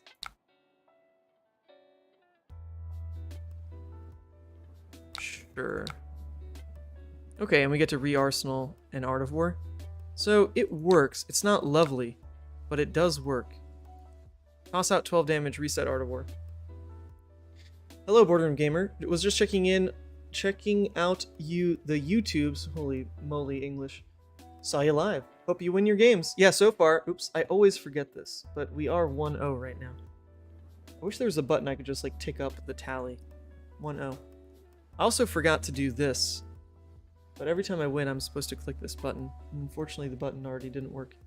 Tyler says, my friend Tessa said she played you during the calling, got wrecked by your Levia. She described it as, he somehow had 5-card hands all the time, and it was terrifying. Levia... Wait, Tessa was on... She was on Viserai, I think? I think she was on Viserai. That sounds right. Yeah, that game, okay, it's crazy because I really do claim that, like, especially the Levia I was playing like a very mid-range, very kind of recursion-centric Levia. Like, this is what I played at the Calling. I mean, it's got pummels in it, it's got the howls, like a mainboard Shadow Blasphephet. Like, the deck is slow. It is not built to beat aggro. I was trying to prey on, like, the Dromais, the Icelanders, the Oldhims. I did play against 2 Oldhims. I did win those games, but I played against 5 Viserai at that event, and I really did not expect to beat Viserai, like 0%, because the matchup is, like, just not favored for that kind of build. They deal more damage more consistently than you do, faster than you do, because they require no setup. And it's really hard for you to pitch into Arcane Barrier, because if you lose your blue, normally your turn disappears. Alright, 2.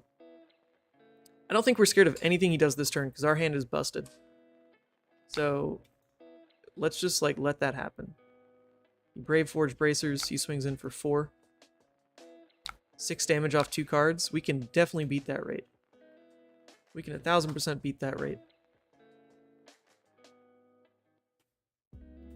Yep. I think that's fine. Okay, yeah, so at that event, like, I was really not expecting to beat Viserai's at all. It was not in my game plan for the day. But out of the 5 Viserais I played, I beat 4 of them. And only one of those Viserai games was, like, kind of an actual high roll in terms of me winning. Oh, nice, we hit it. Most of the Viserai games were just quite literally, their decks weren't cutting it. They just weren't cutting it. Like, they were not consistent. And it feels rough to have that be the reason why I was winning them, because, you know, if your opponent bricks, like, it doesn't really matter what deck you're on, right? It doesn't feel like a true Levia win. But, hey, that was just how the day played out. The day played out in a way that had me win 4 out of 5 of those games, so I felt good about that. Okay, well, he could have actually turned off my go again. So I feel like he should have gone that route. Yeah, so this cares about 2 real cards, so it would have sacked a card for him, but then my turn ends, because he had a defense reaction arsenal. So that was definitely a misplay on his end. We're not going to super worry about it, though. Okay, so actually, by pitching I here, we can peep a little bit on if we care about Art of Warring, which I don't think we do. We're just going to end up going Claw into Graveling.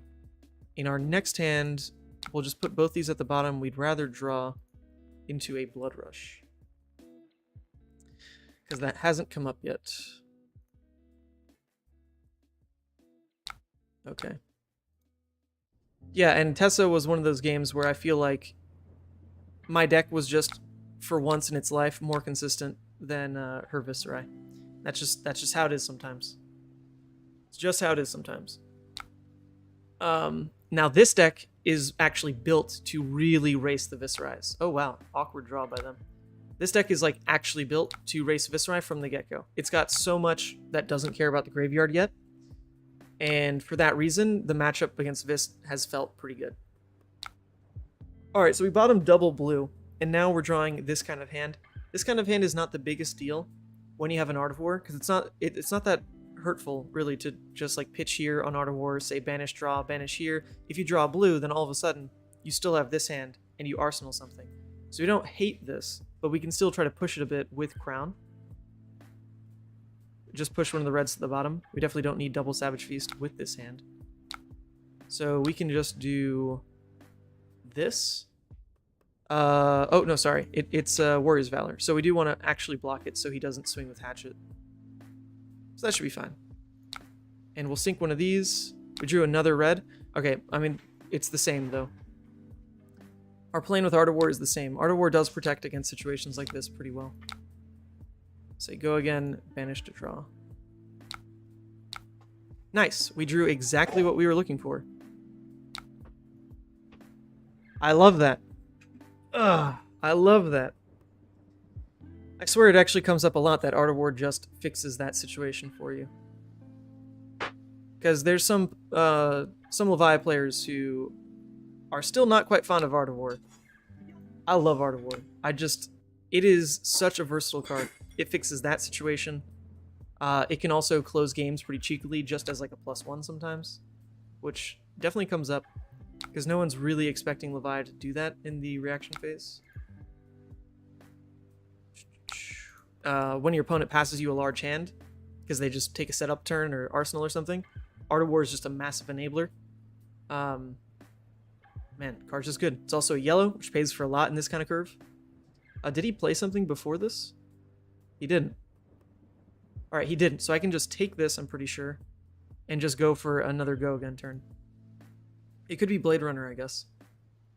Which I swear is a good card in this deck, right? Okay, there's a Blade Runner. Yeah. I'm like, where have the Blade Runners been? There's one. Into 6. Okay, well, we don't want to block with this hand. We could just go ahead, toss Carrion Husk, and we'll just be so massively ahead. We're gonna force blocks probably next turn cycle. We block this way just because it covers a clean 6, which is actually a rarity in this matchup, I think.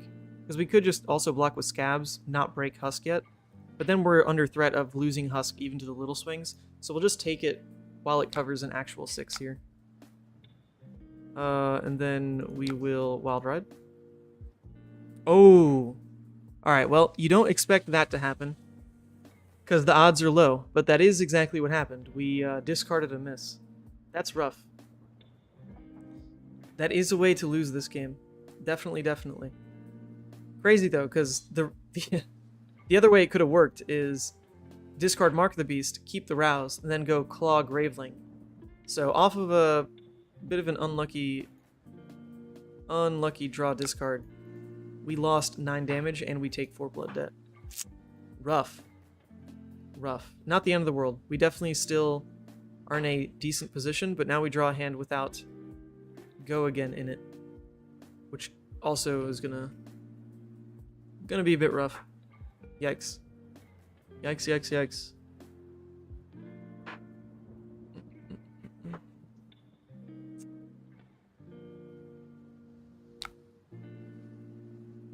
Well, now there's 2 cards that we want to block with, because all we want to do is come in for 6 anyway, so we should be safe to just save some HP.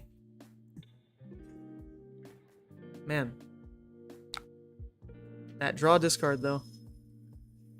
It's the sad part, too, because this is your blue base, and you can't really do much to change your blue base. Like, your blue base is just going to have misses like that. I mean, all the blue 6s that can be in the deck are in the deck, right? So, it just is what it is. And now we actually are at exactly 3 misses, which this deck doesn't worry about too much, actually. Like, in terms of how your graveyard looks, this deck in particular normally never really sits at 3 misses, which is kind of remarkable. It's just so yellow heavy that your 6 count stays dense. Alright. We haven't seen a Blood Rush yet. We're hoping that comes up. A Blood Rush would be nice. There's definitely some, oh yeah, undo. That's okay. There's definitely some, bricky hands that still exist in the deck right now, though. Darn shame. Also, you're not salty. Just want an excuse to use motes. Yeah, go for it. We've seen Pulping, Wild Ride. There are bricky hands that can definitely come up still. We have another Pulping and 2 Wild Rides. Alright. It's okay, bro. I got you. You may have your extra life.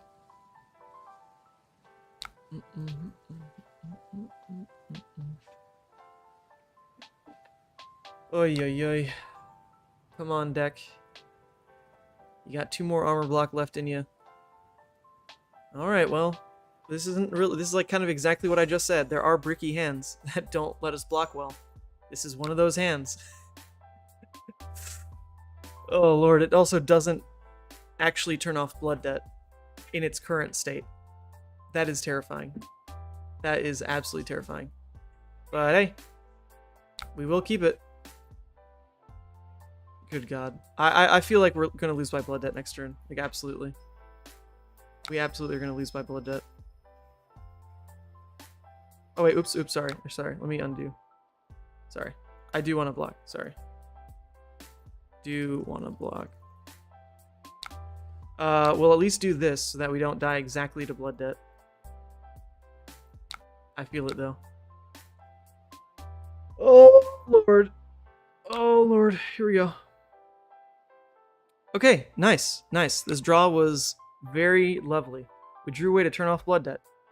We really appreciate that. And the cost curve still works because we discarded our red. So now we can do this. Whew! Lord, 15 damage turn. We squeezed it out. We squeezed it out.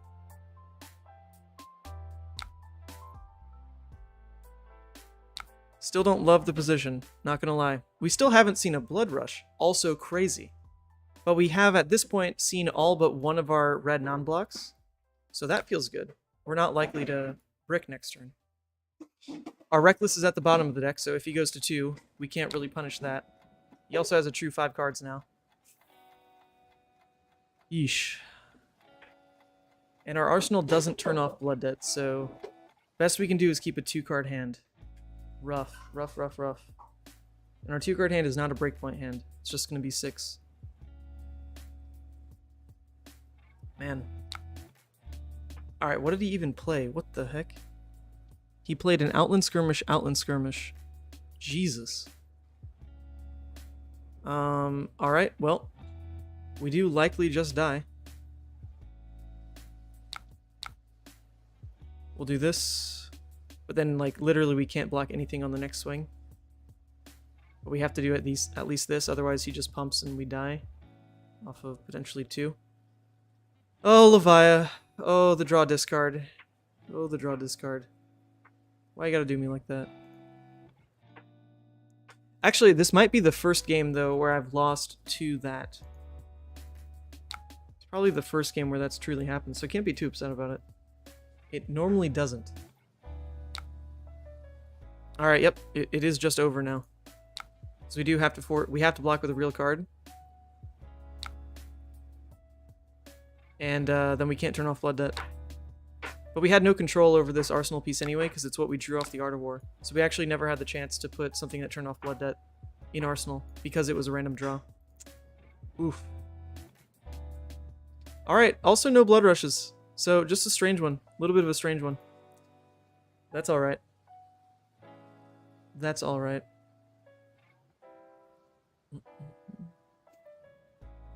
It's alright, buddy. I take blood debt here. Yep. They're already thinking about their next turn cycle, but what they don't realize is I'm just going to pass and lose. GG's. The draw discard whiff lost me 9 damage and took 4 blood debt. Rip. Yeah, that was a 13 damage swing off of a... Okay, no. This is actually the complete wrong way to look at Brute, though. If you want to live and die by RNG, roll scabs every turn. That's how you live and die by RNG. RNG, in a situation like that, was actually in my favor, because we had 2 6s in hand, and our deck is comprised of, like, I think it's like 68% 6s or something like that, so that's not just RNG, but it's alright. I get what they're saying. Main menu. 1-1. 1-1. Pretty sad that the draw discard is a 13-point life swing. Yeah. Yes, it was. Only man Sant? What is going on? Oh, someone wants to play. Okay. Let's go. A salty snack. Oh, hi. I heard you calling. Wait, this is funny. I've never seen someone do that before. Oh, I guess it's gone because I'm in the lobby, but he legitimately put only man Sant. Okay, well, it worked. We're here now. I'll play this game. We are here for it. 1, 2, 3, 4. Do I really want to go to 64? I feel like that is just the worst way to deck build. You don't need 64 cards to win this matchup, but it's what Viserai says. Time to eat Oldhim? I hope so. It happens most of the time that you eat Oldhim. What gets me, though, is Vasily really is a fan of... He goes to 66 cards in this matchup, and that just, like, cannot be right. Like, you don't need that many cards to actually win. This is definitely a smart package to add, though. The Dread Screamer plus Deep Rooted is just a really, really sweet loop for even late game. If they just, like, Hammer Swing Ice React, you get to come in off 2 blues, Dread Deep Rooted. Like, that just works. So we'll just run it at 64. Let's let it happen. What's up? What is that? Is that the Mango Lassi? No. Oh, it is Mango. Oh, nice. Well played. Well played to a point. I mean, there's nothing I can do. Nothing I can do about a random draw. But yes, well played on your end. I definitely was not familiar with that matchup like at all. I kept saying, "Oh, it's Blade Runner," and then it wasn't Blade Runner.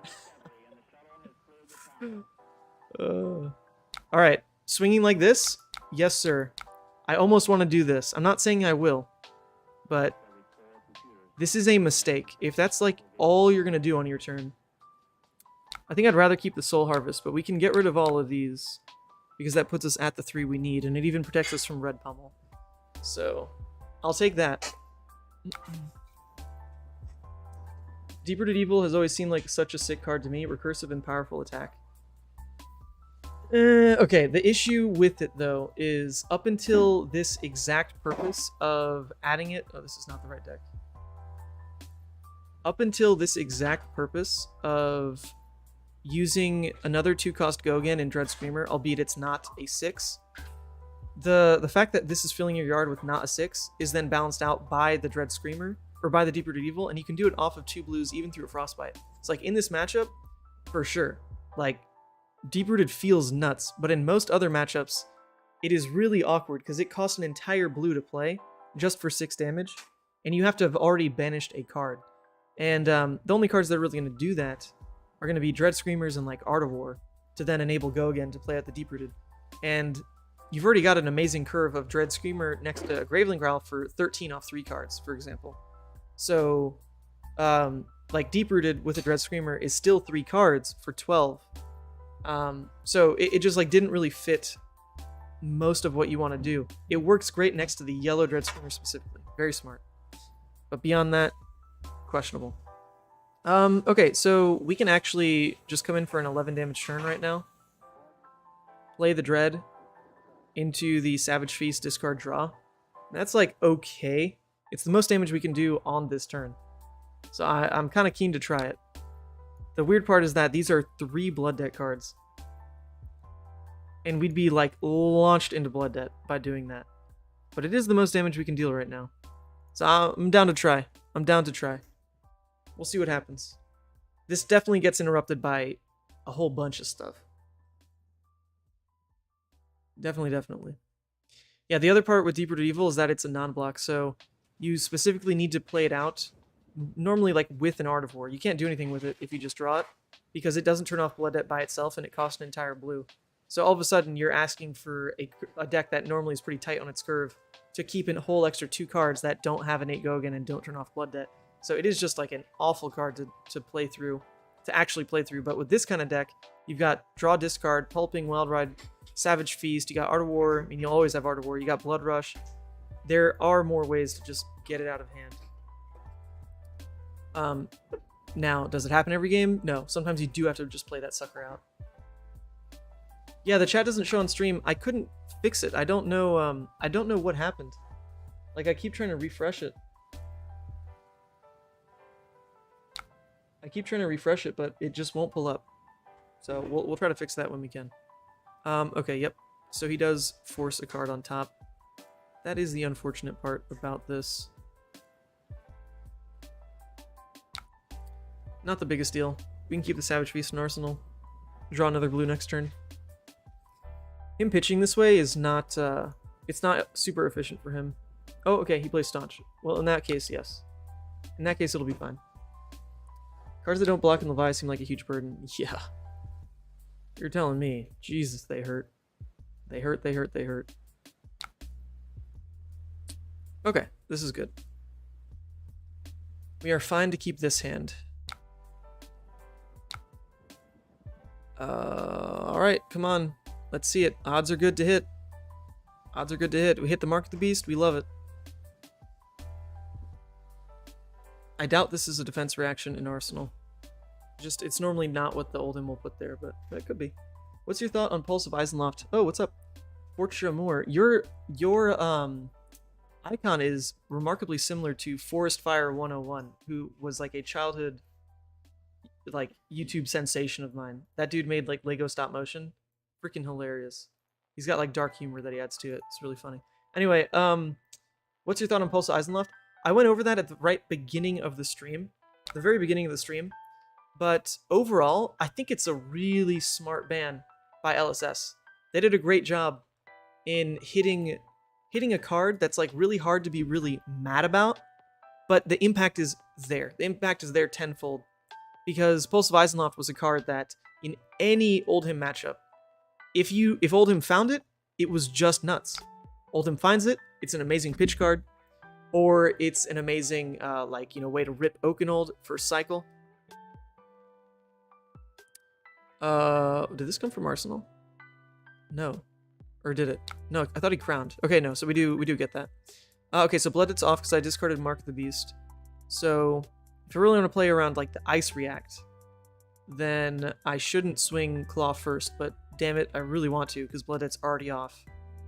I don't hate it. I don't hate it. We can also try to clear out the Savage Feast now. That won't really do much because then we're wasting a card.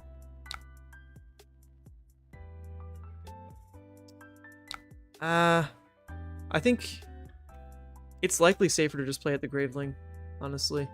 I think I'm just going to do this. Because we don't even have the graveyard to necessarily play Boneyard. I'd have to clear the chain. Oh no, that wouldn't even do it actually because the Claw is not a real attack. So yeah, we can't go for the Boneyard anyway. So this is fine. 12 damage. Yeah, so it's a ban that that really is going to affect Oldhim, whether the Oldhim players whether the Oldhim player feels like it's a really big hit on their end or not. As someone who plays against Oldhim a lot, I'm always not happy when they just find Pulse. Like, how can you be happy about them having Pulse? It's just a card that was so good. It's just a card that said, oh, yeah, top something, prevent 2, and we're going to go ahead and, smooth together this Oakenold pitch stack. Or it was a card that they showed off of an Oakenold fuse, first cycle, and you were just like, well, that sucks. And then in a super long game, not only would they get multiple uses out of a Pulse, but they could pitch it next to 2 Oakenolds and actually play an Oakenold, hold Pulse, fuse it, draw into their next Oakenold that they've set up, once again show Pulse, and the game's just over. So it's a very smart ban. I think it is going to affect the Oldhim player quite a bit.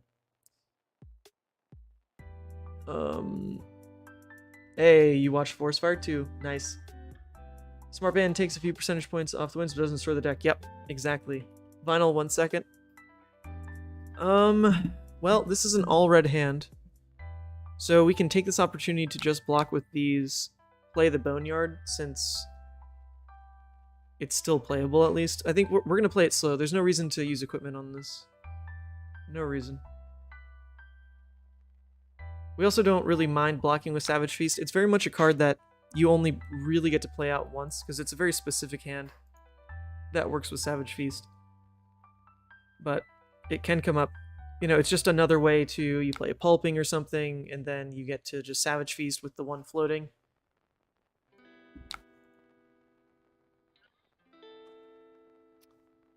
So we'll play this way. We're still waiting on our big power cards, so we want to protect our life so that we can actually eat damage into those turns, for sure. Vinyl says, I play Oldhim almost exclusively, but what's funny about Fab is that Oldhim may be powerful in hands of great players, but in my hands he's certainly not overpowered. I never feel like the games are. Just given to me, in MTG sometimes cards are absolutely busted. Understand the ban, the power level of Oldhim was never what attracted me, but keeping a 4-card hand in late game is tough.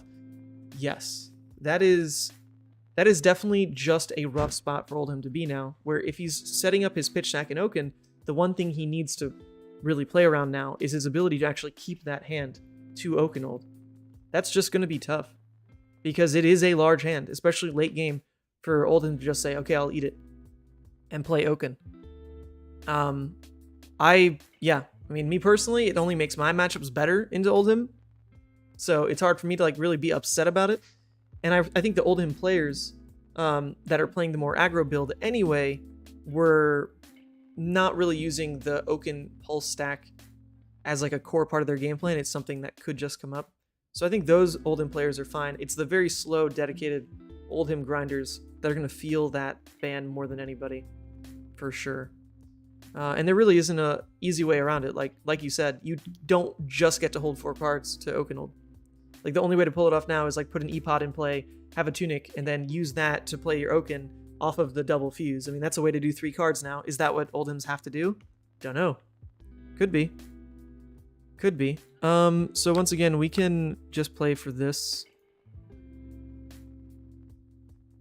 Oh, actually, shoot, if that's a pummel, I'm pretty upset. I didn't even think about that. Alright, yep. Actually, it's a pummel. Oops. I honestly didn't even track that. Well, that's going to be quite a bit of blood debt.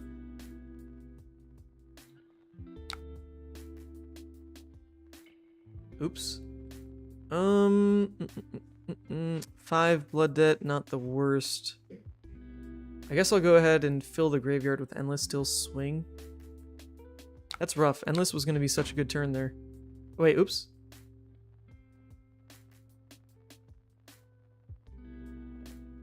Wait, why am I... Oh, I actually have to discard both of it. Oh, oops, I misread the triggers. Hold on, sorry.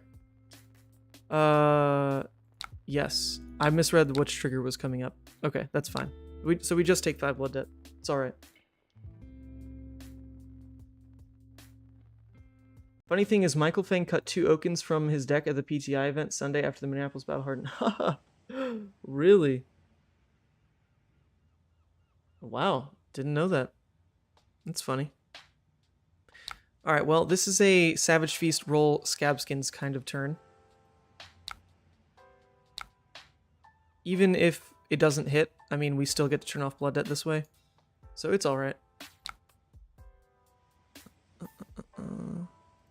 Man, that last turn cycle was just like so scuffed. There was no reason to block that way.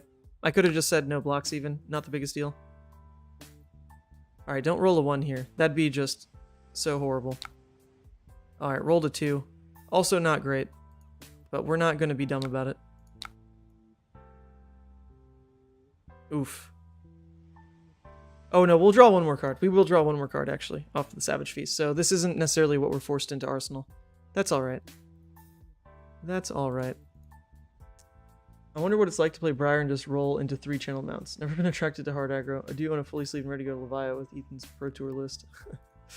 Hey, okay, while I really love the Recursion Levia that I was playing at the Calling, and I think its matchups were incredibly... Like, the matchups I was built for went really well. I lost to a Bravo because I just took out, like, all the tech against Bravo, which is fair. And then I lost to 1 Viserai. Oh my god, what is this? What is this? Right next to this? Alright, game. Hold up a second. You're forcing me to crown these guys? Come on. Not alright. Not alright. Well, I mean, it is going to lead into, like, a crown Blood Rush hand. Which is allowed. And they have a CNC anyway. Alright, that's allowed. That is now allowed. Yeah. Alright, so it didn't matter what goes in Arsenal there. This is going to be a crown turn no matter what. We don't hate it. Oh god, we hate this though. Why? Game, why? Not like this. This is not... It's not playable. Yikes. Alright, so he pummels. We can... Jesus, we can lose a Blood Rush. That is terrifying. But we can lose a Blood Rush. Which can't be right. Losing a Blood Rush is so much damage in this. So it's most likely just lose the Wrecker. Lose the Wrecker, then just pitch Dread Screamer. Go for 9 damage. That's rough. But we're not gonna lose a Blood Rush in this type of game. No reason to. No claws that turn? No, it didn't have Go Again. Savage Feast did not have Go Again.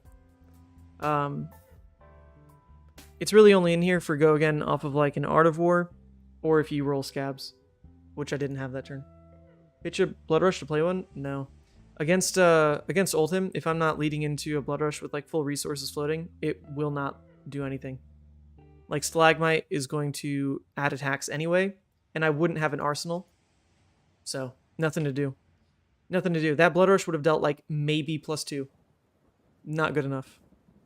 Not good enough. This is still threatening a 9 damage turn with this, and then it'll put my Blood Rush in arsenal. Which, unless he has, like, another CNC pummel, I mean, that would suck. But we don't know. I'm taking Oldhim to Battlehardened Dallas this weekend after 10 years of playing TCGs. It's my first big in-person event I've ever been to. I won't do well, but excited to have fun. Well, all power to you. I really wish I could go to Dallas. I was pretty close to pulling the trigger on going to Dallas. Because I've got some sponsors who were willing. Oh, okay. Well, we don't hate that at all, because now we can't get ice reacted. And we'll just pay for the claw. So that was fine. I've got some sponsors who were willing to pay a certain amount to get me to Dallas to stream it. But 2 things went wrong. Number 1, I still don't have my streaming gear because fuck FedEx. And number 2, the flights really are just a little too expensive. I don't live close to like a real hub. So it is tough. It is tough to, you know, cough up that much money for a plane ticket. Not fun. Not fun at all. Is it possible to build a budget Levia? Yeah, sure. I mean, you can build budget Levia. You're just going to be missing like Husk and Crown. Scabs are pretty cheap. Most of the legendary, or most of the Majestics are pretty cheap.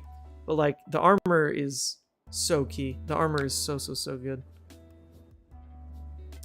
Alright, if he pummels this Choke Slam, I'd definitely be sad about it. Also, I don't know if the new ban list is on effect in Talishar. I don't know.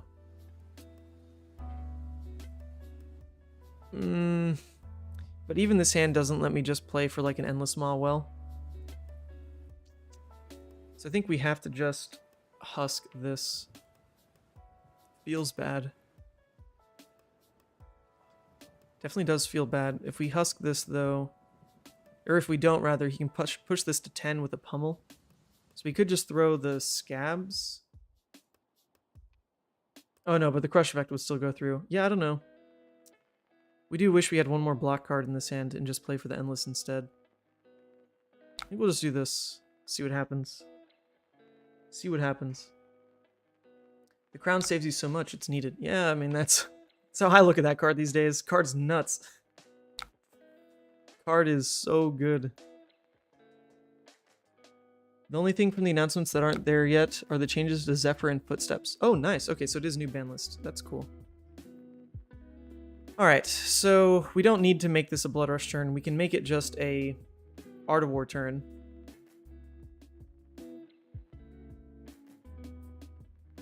We can just make an Art of War turn. The other thing that's kind of funny is if we hit on Scabs, then our turn is just, you know, 17 damage. So we could try that first. We could try that first.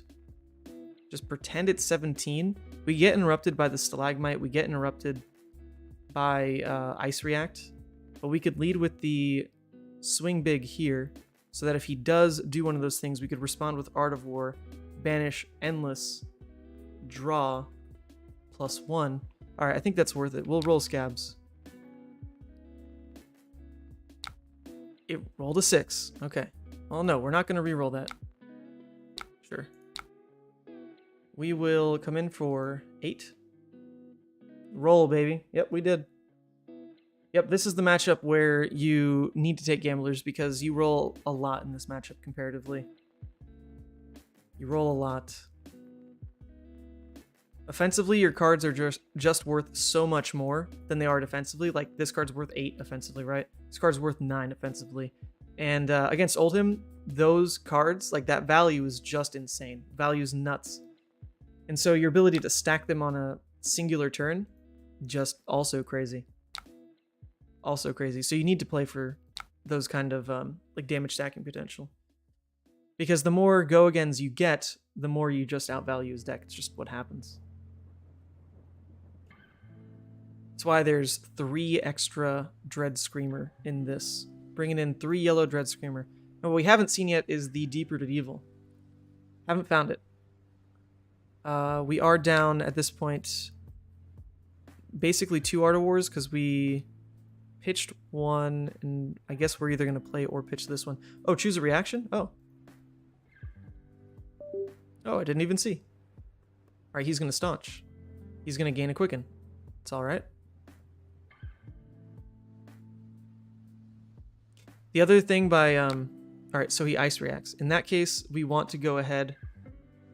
We can respond now, and this is pretty cheeky because he thinks he's gaining a quicken. But now we can respond, and we'll say +1 and banish. Banish, nice. Then we'll go ahead and put the Endless Maw on top, so we can still swing a claw. And yeah, that's fine. That is fine. Cool.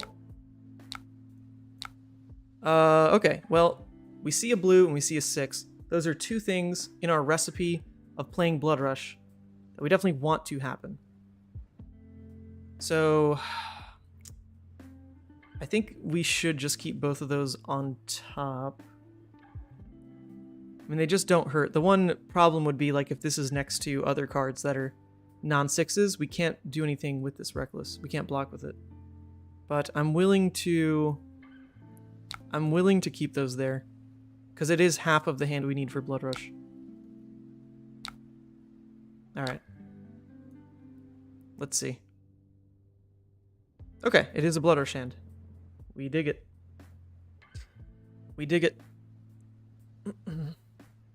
Man, I can't believe that Frostfang turn. I just, like, totally threw the game. I can't even believe that. It's like, didn't pay attention. Didn't pay attention to his tunic.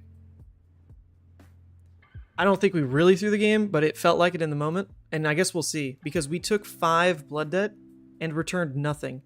Where we could have just taken his damage, which would have been equivalent to what we took in blood debt anyway, and still returned 9.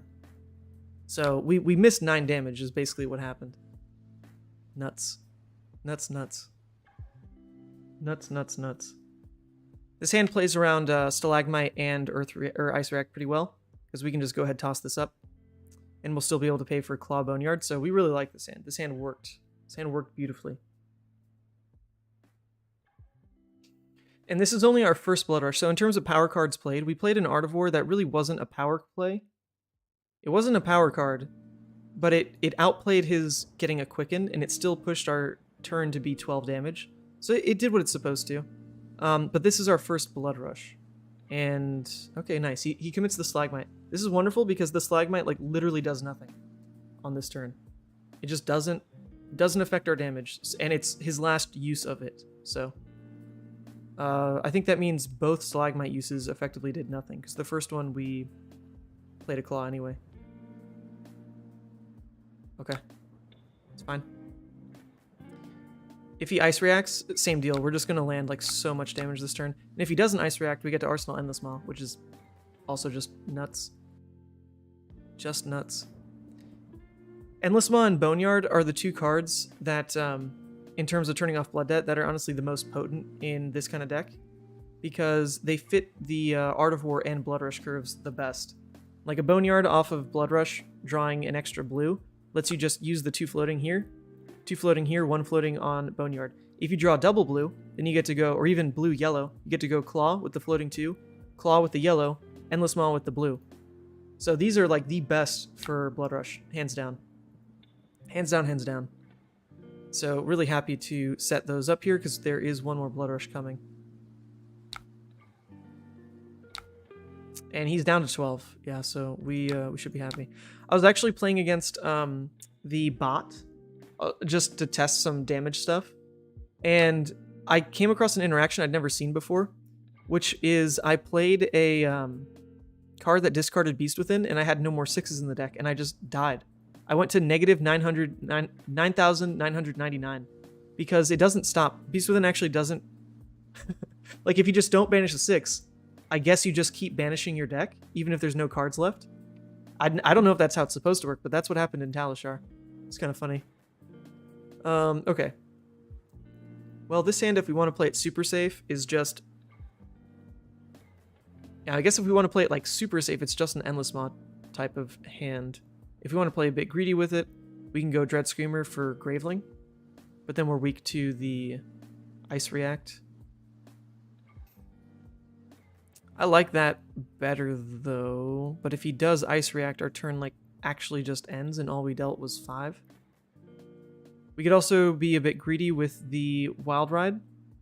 The issue is, though, if we draw red, discard Wrecker, we can't turn off Blood Debt. So I don't want to be super greedy about it. I think we're going to just do this. It gives us choice on Arsenal as well. Pretty certain we're just going to Arsenal the Wild Ride. But you never quite know. I hope they give Azalea something useful in Dynasty. Hey, alright, you want to check something? Actually, I have to do this off stream. They're supposed to send me my reveal tile for Dynasty. Let's see if they sent it. I'm not going to show it on stream, but I can live react to it. It should come like this. No, when's my spoiler? November 1st? It's probably not coming this week. It's probably coming next week. But I'll know pretty soon if Levia actually got love or not. I'm terrified she didn't. Not going to lie. I'm absolutely terrified that she didn't. Because, alright, nice.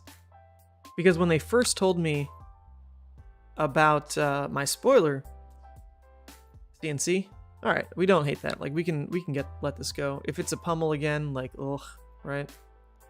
I think we're just gonna let this go. It's not the biggest deal.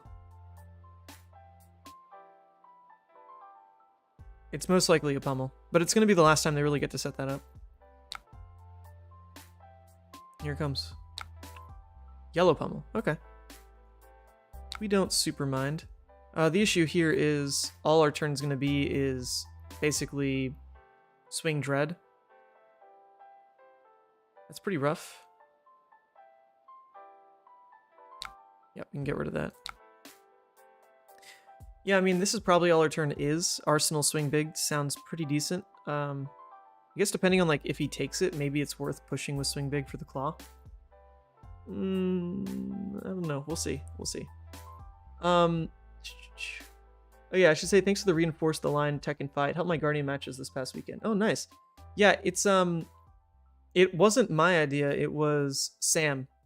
Sam was the one who said that he'd been testing it over the sync belows, just because of the way that Command and Conquer was like lining up in this format. All right, yeah, we have freedom to Arsenal the swing big here, for sure. If you already blocked with 2 cards. All right. Well, it's a Blood Rush and it's not great. In fact, if he Ice Hammers, I'd be a bit upset about it because, like, it's definitely not worth it at that point. All right, he didn't swing. I don't know what it is with him doing that. He's done that now for like 2 or 3 turns in a row. He blocked with 2 blues, but even if, I mean, if those were reds, he should just block with them to still swing 4. I don't quite know. Maybe his plan is to just not swing and let me fill graveyard that way. Some people definitely try to pivot to that strategy. The problem is, like, this build is going to be pretty immune to it. In fact, most Levia builds, every Levia build should be immune to this. Because, like, if I'm playing my mid-range Levia, if I'm playing, like, Recursion Levia, if you just don't do anything, I'm going to Howl Loop you. If you're playing against this version, if you just don't do anything, I'm going to just draw discard. Like, I'm just going to fuel that engine. Right? Okay, issue here is this is our last, like, naturally drawn Blood Rush. And we drew Ass. So to play safe, we actually do have to play the Dread first. Because even if we pay into Claw and he Ice reacts, that is going to be pretty rough. Because we just don't turn off Blood Debt. So yeah, we do have to play it this way. Very rough, but if he doesn't Ice react, I mean, hey, we'll just throw swing big for 8. Times 2 seem perfect. It'd save me from a pummeled CNC. Oh yeah, definitely. Definitely. 2 was right. Like, when you play 2 of a card... Alright, yeah, it is going to be swing big. When you play 2 of a card, ideally it's at that number because you don't want to draw 2 of it in the same hand. It's a card you want to see it, but you don't want to draw 2 of it ever. And that's pretty much exactly where the reinforced line ends up, right? Okay. I don't really see how we lose this game anymore, unless we just draw no way to turn off Blood Debt, but not only do we draw a way to turn off Blood Debt, we drew, like, the best card to see in this kind of situation. Doomsday. I mean, you just play Doomsday and they will just lose. They will just lose. And we are at 2 misses. Unfortunately. Alright, well, we definitely want to Art of War for the go again. The one decision point is actually pitch this, banish this, or pitch this to banish this. I don't think we're really going to go to second cycle. I think we'll lead this way. Banish, go again. Okay, yeah, that was... you know, that was a way to make it not work effectively. Oh well. Oh well, this already has go again. That's alright. Okay, so we cleared 2 of the misses, the Art of War and the Blood Rush. That's fine.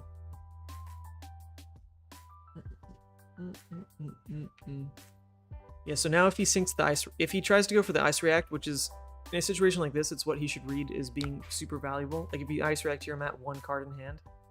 I mean, Doomsday is just such a blowout because you ice react. It's like, okay, yep, here you go. Look at this. Look at this. It's like, yeah, sure. You think you took away my turn? Well, sorry, buddy. I get to swing with Blasmafet. Just nuts. Nuts, nuts, nuts. Blasmo, so good. And we still have Gamblers up, so we do just lock the game. Not much he can do ever again. Especially since he also lost his ability to hold this card for Arsenal into his Tunic. So it's likely he'll never get this Tunic counter to use on Crown again in this kind of spot. Feels good. Feels good.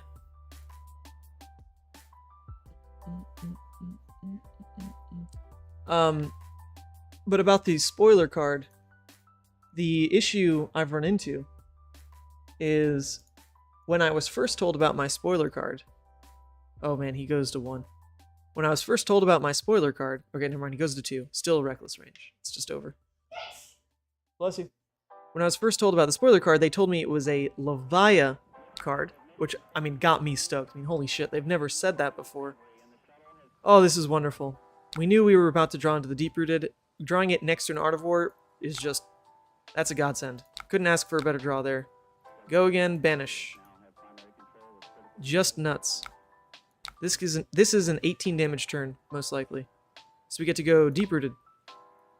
Into Dread Screamer, into Blasmafet. Just nuts. What can he do? What can he do? Nothing. Well, thank you, deck. You worked this game pretty lovely, pretty beautifully. But this is what I mean. You don't need to go to 64 cards in this matchup. I'm not entirely sure on what you take out to get to 60, because these are non-6s, and that's what really messes with what you sub out. It's like, what non-6s would you drop? You wouldn't really.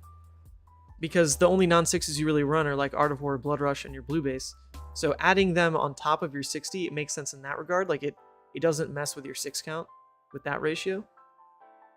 What's the blue pitch, the first one? Rouse the Ancients.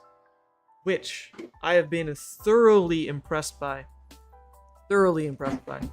This deck is beautiful. You're making me want to play Levia. Okay, Shamir, I'm not kidding you that I have had better results with this Levia deck than ever in my life. And I take Levia no matter what. I take Levia no matter what to an event. But for once, like, this deck is actually so well positioned right now. I hadn't played full aggro Levia since like Chain and Starvo, because they were just better than you. Like Chain and Starvo were just better than full aggro Levia. But holy shit, like full aggro Levia right now is just slaps. Like it just functions. Did it gain go again? I can't even tell. It doesn't tell me yet. Hello, 2-1 with this list tonight at first try. Only 2-1?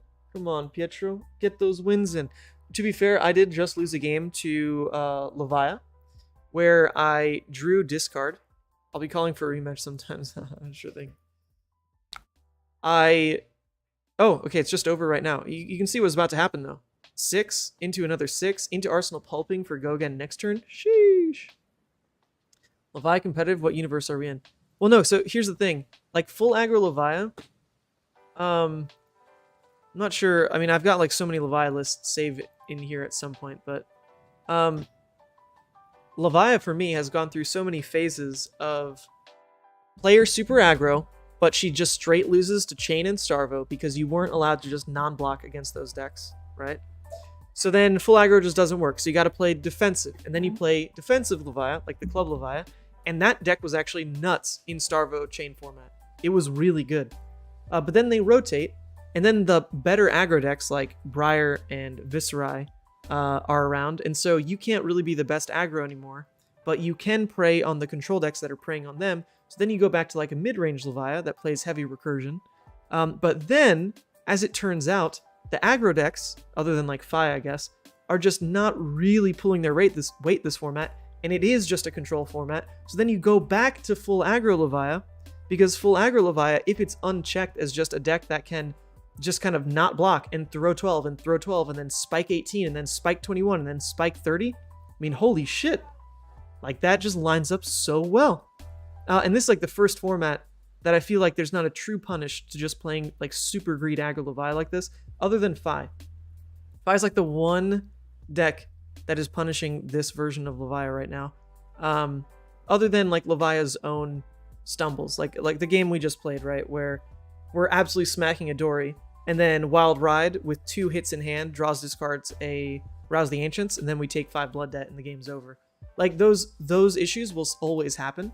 But the thing is, if those are your only losses in an event, I mean, isn't that better than playing a deck with like true bad matchups? I mean, that's kind of always been Levia's thing, is I swear at an event, I lose more games to just Levia than the opponent. And so like when I went 8-4 at the Calling, it was exactly that, basically. I lost 2 games to just not being able to turn off blood debt or like some whiff or whatever. And then I lost 2 games to bad matchups. And across 12 rounds, that's like almost as best as you can hope for with Levia. That feels great. Because you only lost 2 to bad matchups, Bravo and a Viserai, and then you lost 2 to variants, which is also fine. Like, you should go into an event expecting to lose every 5th game or so to variants. So, man, like, taking her to Worlds in this iteration, the problem is there aren't that many Worlds rounds that are CC. Like, there are 6 draft rounds. There are 5 CC, there are 5 Blitz. Like, I almost just don't want to really play in Worlds and just run this in the Calling. That'd be the call for me. But I did cash in a PTI already, so I guess I have to play Worlds. But if I could go to SCGCon Dallas this weekend, you'd bet I'd be playing this deck. I just can't swing the cost. I had some sponsors that were willing to help buy the plane ticket, but only if it was around like 400. And the plane tickets for me are like looking to be 600-ish, which is just like a little too much. Actually, that's a lot too much. For a weekend plane trip to Texas, that is way too much. Like, I went round trip to France for like 380. A weekend trip to Texas for 600? Hell no. Not doing it. But the good news would have been, if I could go to Dallas, I have a streaming contract with SCGCon to actually stream all their SCGCons from here on out. Which is amazing. That's actually like kind of big news. But the issue is I just don't have my streaming stuff, so I haven't been able to do anything with it. Like, sure, they gave me permission, but like, what am I supposed to do? Like, FedEx is still cucking me. I was wondering if you can do a break-in game in Nationals, like if you want to go to the toilet or whatever. Yes, you can. You have to just raise your hand as the round starts, or just whenever in the round, and just tell the judge they need to go, and they'll say, "Give me your phone," and then you're good. And that's it. Who did you fly with to France? I flew with Play Airlines, which is an Icelandic airline, because I was able to go from New York to Iceland to France. So it was Play Airlines. The issue was, when they lost my bag, they did find it, but then they shipped it with FedEx, and then FedEx lost it. And it's not just like my bag, it's my streaming kit. So it's fucked up. Yeah, write it down as loss of revenue. I did. That was something I added to the claim. Man, this whole claim thing is ridiculous. I was talking with FedEx first, because they have a tracking number that has just like stopped working. So obviously, call them, try to figure it out. And they said, oh, if you want to file a claim, you need to talk to the airline. So I talked to the airline, and the airline says, oh, our people aren't in charge of shipping it, talk to the airport. So then I talked to the airport, and the airport says, oh, well, FedEx did ship it. You do have a tracking number, so you need to go back and talk to FedEx. And then FedEx is saying, after a month now, actually over a month, because it was the 30th of August 30th. was when this all happened. So over a month now, FedEx has just jerked me around and basically said that they don't want to outright pay because they can find it. They can find it. They can find it. Except there's been no update, no update, no update. And I call them like every 2 days. And all they say is, oh, no update yet. So I filed the claims with all 3 companies. I did. But I'm just waiting. Like, just nothing is happening. It's so dumb. Like, I don't know what to do. Like, do I call a lawyer? I have no idea. But it is all my stream gear. And we even, I even, like, when I wrote out the claim, I had to, like, you know, piece out how much everything was. And in my head, it was like, sure, you know, like probably like $3,000 of stuff or whatever. But as I mathed it out, the total was, after mathing out everything in the bag, 5,670, not counting the loss of revenue of not being able to stream like 4 events since then. So Jesus, like it is awful. Like, I just don't know how to fix this. I just don't know. Anyone happen to know where the Blitz Levia list could be found? If you mean Vasiliy's list, it's at least on the Discord, the League of Levia Discord. I'm not playing Vasiliy's list anymore. I just went back to his idea of full aggro Levia with Rouse, because when I last played full aggro Levia, it just wasn't serviceable. It was the chain Starvo meta, which is just like, it was awful. Like literally, if you want to see full aggro Levia, I was playing this deck in that meta and having the worst go of it ever. Let's see, where was it? It was the League of Levia Discord has Vasily with his deck list though, if you want to just go there. Where was it? ProQuest Grand Rapids. No, it wasn't Grand Rapids. It wasn't the skirmish. Muskegon. Oh, it was this one. Yeah, here we go. I played full aggro Levia in... I think I'm actually on camera twice. I'm on camera in top 8, I believe. Here we go. Like, I played full aggro Levia. I played this exact deck, basically, without Rouse, in the chain meta. And the issue is, you just don't outdamage chain. That was the problem. This game is tragic. This game is tragic. Like, it was tight. 0-4. But after this, I just, like, stopped playing the deck. So, huge props to Vasily to, like, bring it back. I just, like, really shelved this version, which is not interested in playing, like, no block Levia, but hey, it works again. It really works again. Okay. Let's play another one. Speaking of how well it works. Oh, yeah, baby. Alright. Oh, God. Well, not to belabor this point, but I freaking hate the mirror match. The mirror match is quite literally who draws better first cycle. There's not much else to do. There's no interaction points in the mirror. There's no hit effects. It's just who drew more damage. And it's not super fun. But the one edge we may have is that this deck is built to go second. Oh, hey, you're watching the stream. What's up, buddy? Cool. Actually, I recognize your name from sometimes when I just like have nothing to do, I'll throw on a Talishar game in the background, and I'm pretty sure I've clicked on you playing Levia before with Elian. I recognize the name. Alright, so if we really trust that this deck is built to go second, we should do it. The issue is, I don't trust that for a damn second. It never works, but we will try it. We will try it. Sure. Let's see it. Let's see it happen. I'm going to head off and grab some breakfast, enjoy the rest of the games. Shamir, thanks for tuning in, as always. I'll see you at Worlds. Chain was just too efficient. Oh, yeah, dude. Oh, yeah. You don't have to remind me. That shit was awful. Alright, okay. Look, here you go. Here is the literal problem, right? To anyone who thinks going second in Levia is correct, look at the hand you draw. You can't do anything with this hand. This is the worst. Like, it's just not right. Vasily tells everybody, go second with Levia. Okay, but what do? It is infinitely better to go first. Alright, if my opponent is leading with Blood Rush, though, this does save us. Because now we do get to fill Graveyard. So, I mean, I guess we'll take that. I guess we will take that. The one other thing is we don't know if he can really land another attack because it's unlikely. It would have to be like a swing big basically for him to attack right now because he doesn't have Goliath to actually fill the grave to 3. So oof. If it is a swing big, like, we get so incredibly punished, but hey, what did I say? The matchup is literally who draws more damage.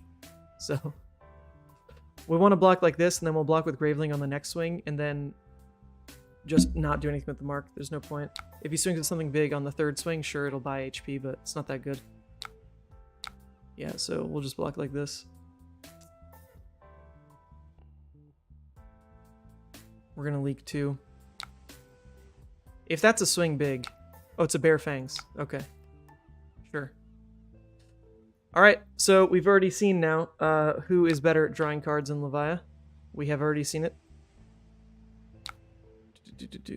And then we drew all reds. Alright, yeah, this game is going swimmingly. I love the decision points.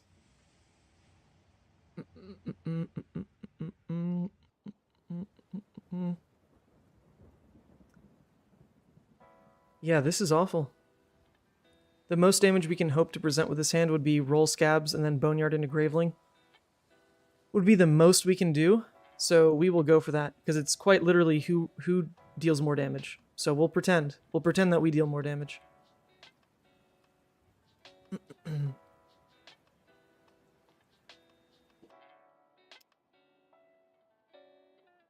Oh, he paused this. Oh, we rolled a 1! Oh, this is lovely. Alright, well, unfortunately, we can't really let the 1 happen. Even right now. Because we're not expecting to roll Gamblers a lot in this matchup. I was mostly taking it to try to counter his own Gamblers, but we can't really let the 1 happen here. Rolled a 5. Alright, he's probably maybe going to Gamblers his own. I guess we'll see it. I mean, it's not the worst to actually get the Gambler. Oh, and we rolled a 6. Oh, that's funny. Alright, well.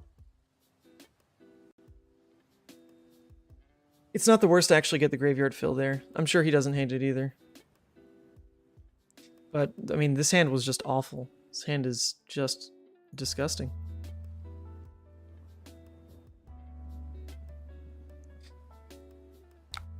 Oy, oy, oy. Alright, we'll just keep pretending, though. Keep pretending. Interesting game, this.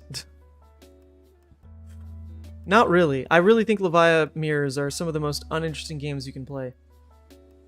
There really are not many decision points. It's quite literally the draw. So. Yeah, I rolled a 1, I got a 5, he used it and got a 6. Yeah, it doesn't matter getting a 6 here because we drew 4 reds. So it's like what can I really do with a 6 on that? Nothing. I even miss Arsenal here. So pretty much like the worst case going second hand. And he drew another power card. So he's the he seems to be the better Levia.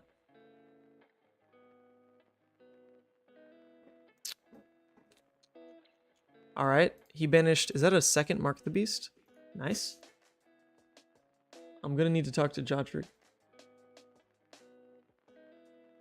Talk to Jotrick? What are you talking about? That's totally allowed. He can Gambler's my Gambler. That is allowed. Okay, so then he comes in for 6. Gamblers doesn't? It does, though. You can Gambler's a Gambler. You can Gamblers a Gamblers. It doesn't necessarily roll you higher each time. I mean, that's just a die roll. Alright, well, we hate this. Not much we can do. We're just behind on damage. Because we just started 9 life down. And we don't have a good 2-card hand to try to buy some life back. So it's just quite literally going to be Hope and pray. It's allowed if you as the turn player orders the triggers badly.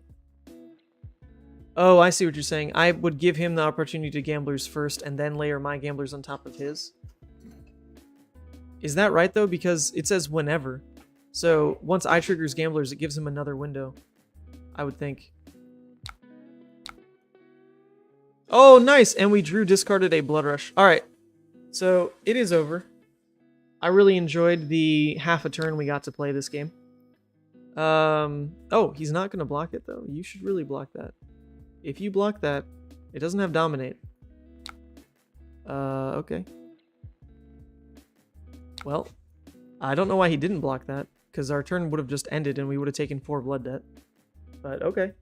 Not like we really can get back in the game, though. We just lost our power card. It's whatever. But if you pass and he passes, you miss your chance to pop yours. No. Yeah, I mean, and in that position, I do want to crack it, right?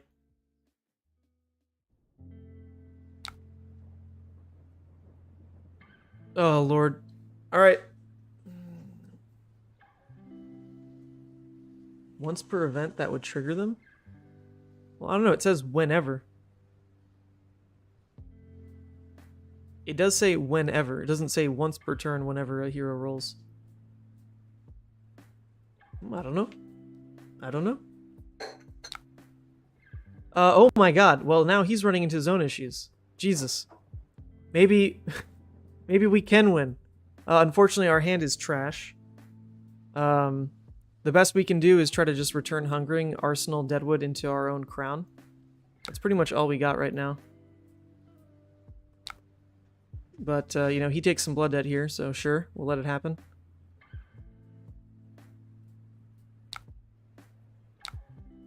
Man, the swings of Levia RNG. Crazy. Crazy, crazy. Now he uses his husk into... Oh, this is actually quite a good turn for us. We get our 6 damage, or we get our 2-card hand here. We don't even really need to crown, but we kind of do want to crown because it could be a Blood Rush. It could be. We don't know. We definitely do want to get the Deadwood out. So I don't hate it. I guess in theory we can just husk now because our husk is threatened this turn anyway, so... The only difference is we can try to save it if this is like a swing big turn. It probably isn't though because it needs to turn off blood debt still. It's fine.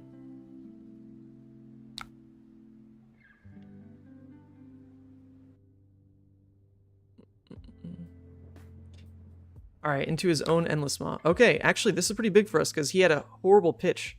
He had horrible pitch. So... we can do this. Cycle the Deadwood out. Just hope and pray to God that it is a card worth arsenaling. Or we just don't block with the crown and wait. I think that's probably better. Don't block with the crown and wait, because that does leave it a little bit up to randomness. We might as well use the crown on a turn where we're keeping the whole hand. So there's more options. Okay. That's fine. I'm fine with this. We also don't need it to fill the graveyard right now. Our graveyard will be fine with this block.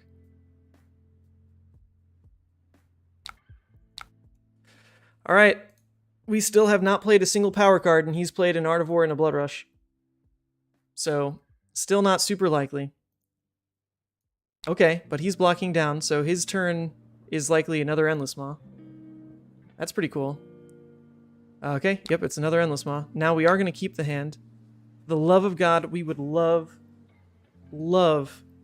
to draw an Art of War or a Blood Rush on the back of this. It would be so nice. If that doesn't happen, I mean, we're not rolling scabs here, so Savage Feast does nothing. We can block with that. And go ahead and get the...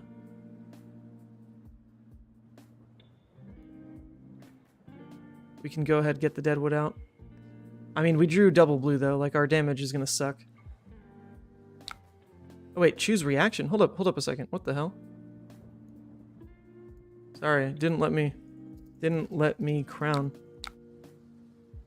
Alright, we do this, we do this. There we go. Oh, God. Just not possible. The game doesn't want us to win. So whenever you roll, both Gambler's Gloves trigger. The newest text to Gambler says, instead, after the roll, you may destroy. If you do, that hero rolls six-sided. So if you roll poorly... Okay, I see. I see. Huh. Interesting. I didn't know... I don't even know how that would look in Talishar, honestly. Like a way to do that. Well, this is horrible. This is pretty, it's pretty rough. Looking pretty rough. At least we have a go again, but it is not a nice form of go again. It's a terrible form of go again.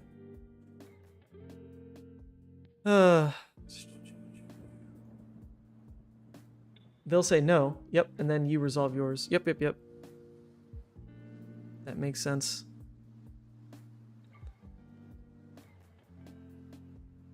That makes sense. That's actually pretty big for Blitz more than CC. Because in Blitz, you do face the mirror. Or not the mirror, but like a brute mirror more. Alright, well cool. Good catch on that. Good catch. Well, it's unlikely he has a Blood Rush on these 3 cards. So that's looking good for us. Then we draw this, which is a hand we can't really block with. Okay, but that's all he's doing, which is not bad for us. We actually have a chance here of Wild Ride, discard Mark into Graveling Arsenal, which is pretty nice. Pretty nice. But now he gets his Arsenal here, which is pretty scary, because I don't think we get to present lethal other than if that line works out for us. Pretty scary. We have one more block in Scabs.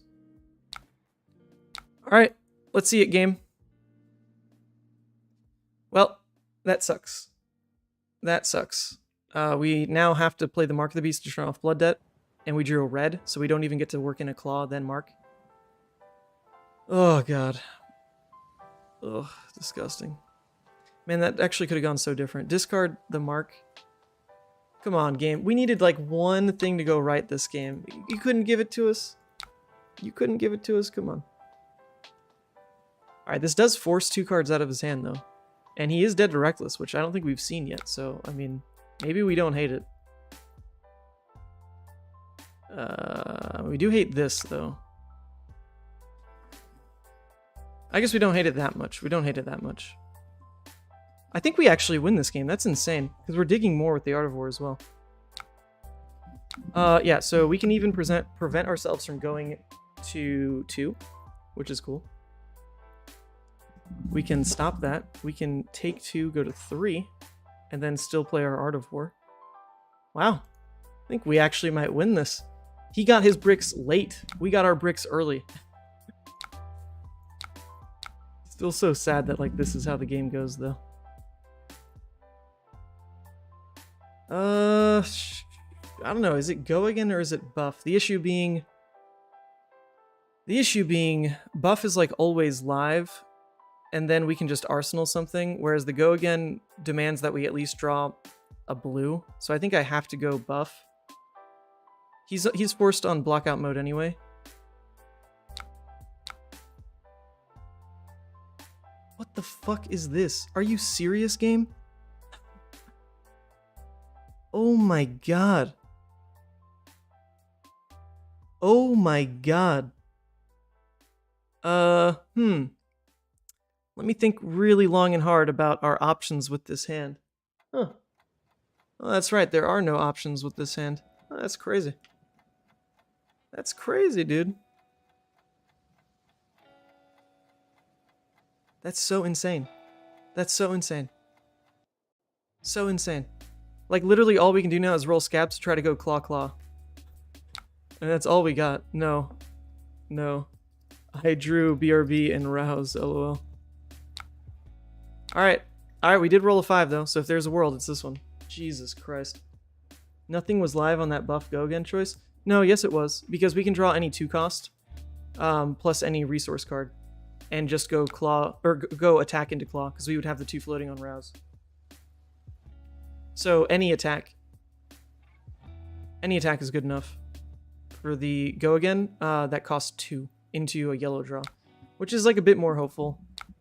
than we really wanted to go. Because if it was like a 3-cost attack, then we would have to pitch in the other card we drew. So...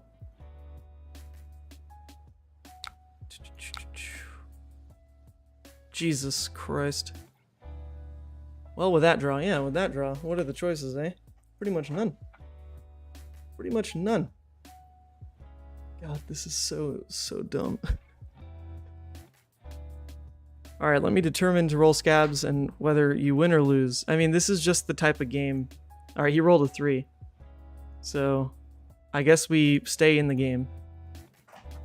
God, this is so dumb. The only way we turn off Blood Debt. The only way we turn off Blood Debt is actually by going for the Beast Within as well. It's so sad. God, so sad, dude. Why? This matchup is so miserable. I feel bad for the both of us.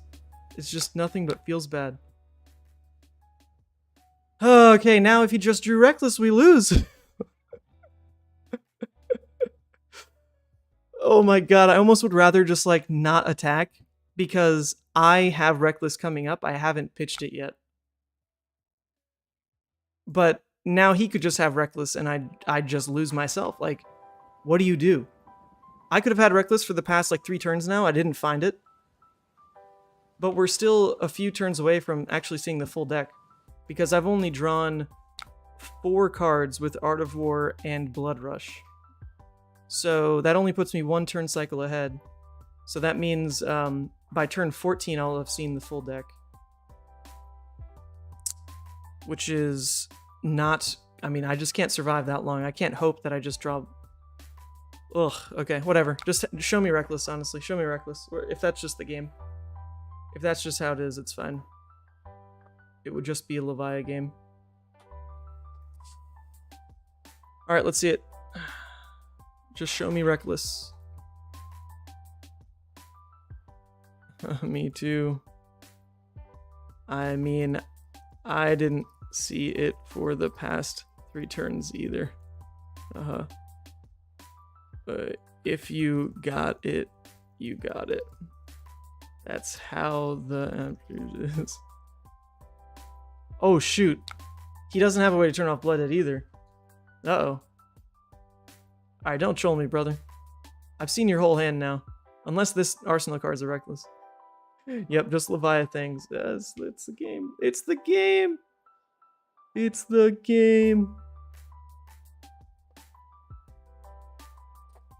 No Reckless FY, somewhere down there in the deck.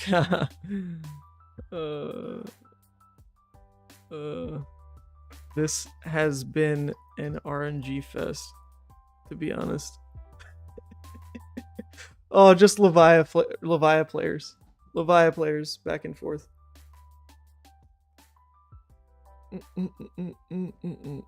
Aroused and a wrecker in hand. Yeah, dude. Man, both of us had just the most shitty moments. He definitely missed a chance to win the game, though. When Pulping drew discarded Blood Rush, he didn't block. If he blocked, I would have taken like 5 Blood Debt. The game's just over. So, alright, we already turned off Blood Debt, so actually in this position, we'd rather stick the Doomsday. He might think, because like he's just dead anyway, but like normally this is how you'd want to play it in a spot like this. GG's. Lasmo, thanks you for your sacrifice. Yummy soul. Alright, well, Jesus, man. I hope you all learned a lesson from watching this game. How miserable this mirror match is. Like, where was the... At the table, I'm sure you could have fun with it because it's just kind of like hilarious. The ups and downs. But looking at the game critically, the mirror is just so not interesting. Alright, sorry. Sorry. I'm gonna find a new hero. Haha. I hate the mirror.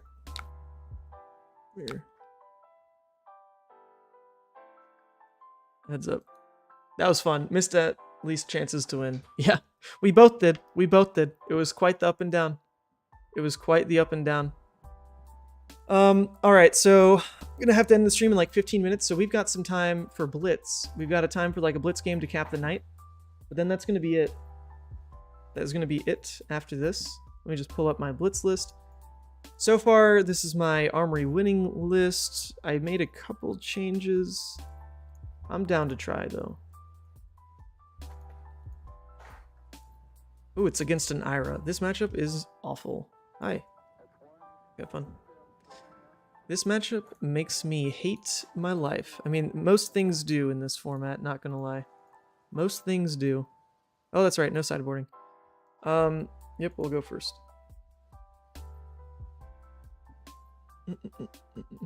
Once when pulping, I didn't block again when I discarded Plasma. Oh, Ados, that's you. Oh, yeah. Well, hello. All right, well, this is not a hand you want to see, so unfortunately I will be giving them the filter. But at least we drew the double Reckless now, so we can go ahead and put that at the bottom of the deck. Honestly, I'd rather arsenal the Endless Maw over the Blood Rush, because there aren't many cards in Ira that like force us to block.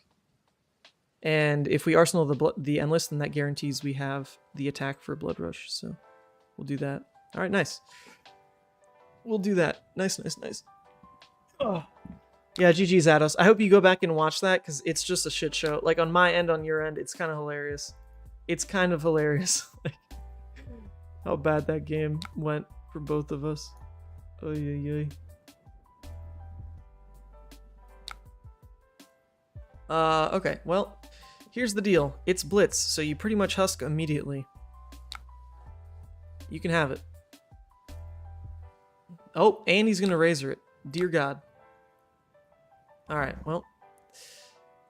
That's why you basically have to husk there anyway, because if he has the Razor, then like it's just gone.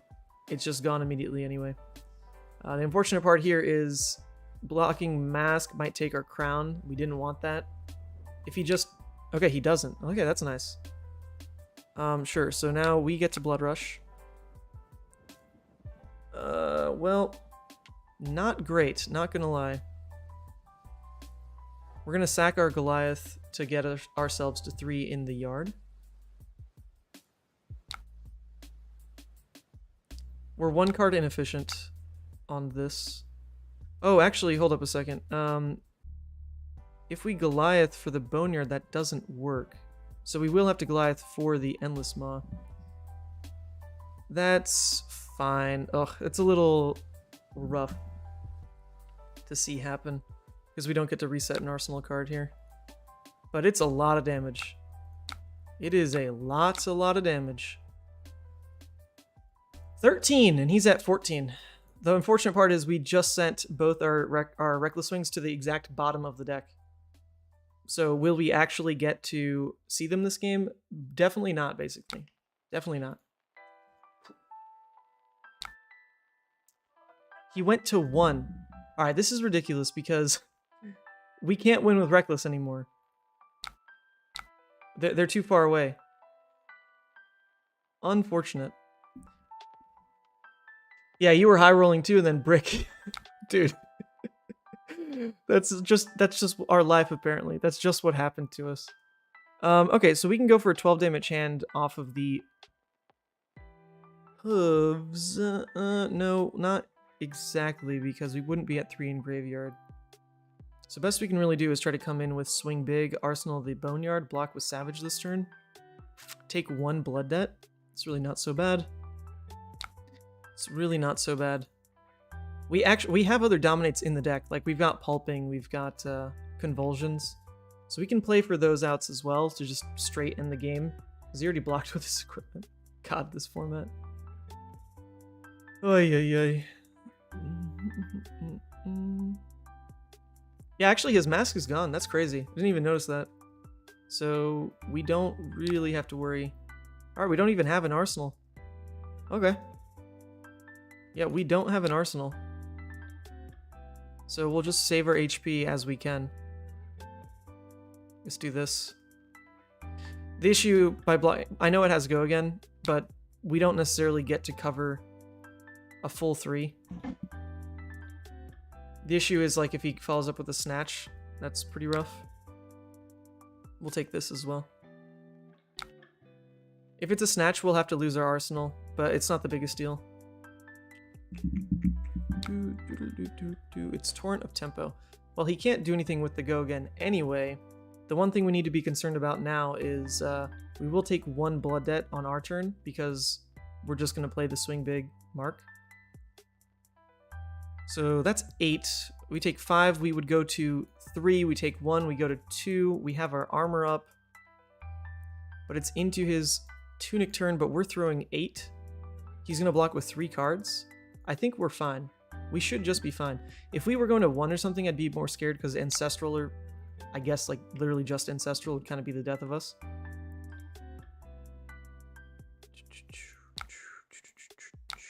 Alright, I'm really enjoying taking 4 games and then ending the game. Or 4 turns and then ending the game. It's really fun. I'm enjoying it.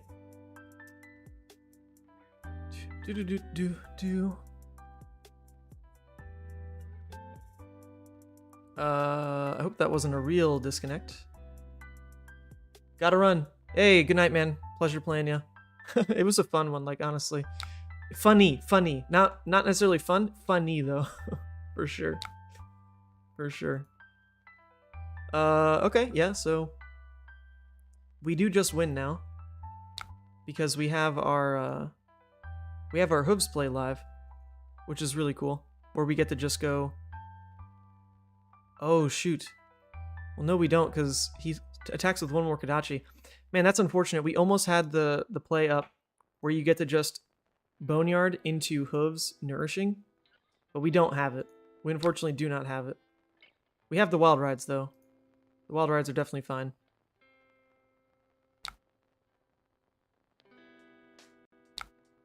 Yep. Okay, so we can go ahead and crown just to basically guarantee that we win. It doesn't put us at misses in the yard. We can just crown. I don't even think I really want to crown anything in particular. I guess maybe crowning a wild ride matters. We should just end the game, though. I definitely don't want to get rid of the boneyard. Yeah, I guess I can get rid of the wild ride, because even if we draw a miss, I can just lead with boneyard hooves anyway. So we'll get rid of the wild ride. Alright, we drew a graveling. That's cool. That's cool with me. We still want to lead with the boneyard, though, because if wild ride does miss, then, like, you know, the game is just over. So we don't want that to happen. So we definitely will start this way. Trigger hooves. Whee!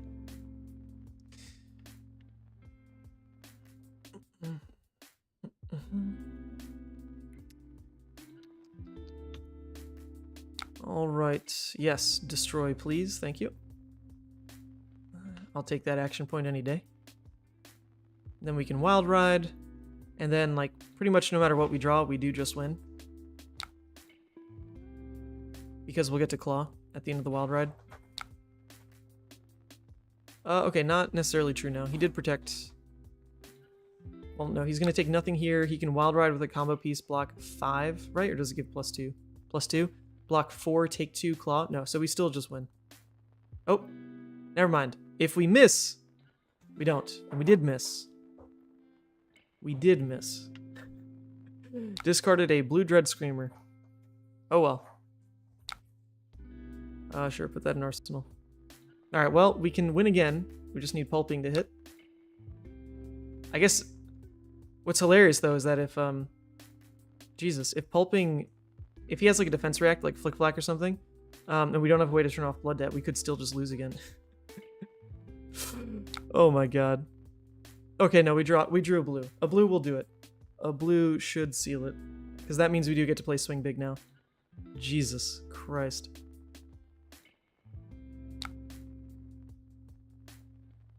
Because, like, even if that's a sigil, right? Alright, GG. GG's. Oh, God. What a format. It got pretty tight there. I mean, you do kind of need to end the game. Especially with, like, full aggro Blitz build. You don't have small hands, really, other than the Endless Maw. And you can stall for Reckless. But otherwise, like, you do need to keep your hand to have your good damage.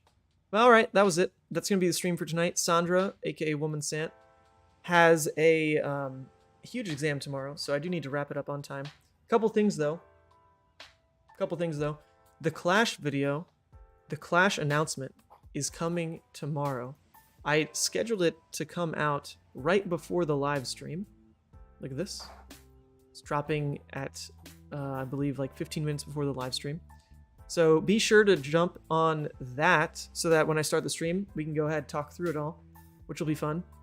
I think that's it for announcements and things like that. So thanks for tuning in. It was fun. We got some ridiculous games. We went 4-1 for the night, which seems to be pretty standard.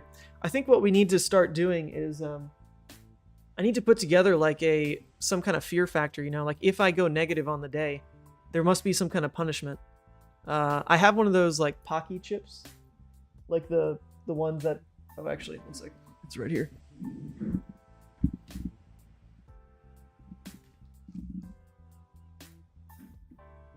I do have the one chip challenge. So I might have to like work that into the overlay or something, but we can set that up. If there's a day where I go negative, then I eat the chip on stream. That'd be kind of fun. So we'll look at that in the future. But anyway, Clash tomorrow. Catch you guys 1 o'clock.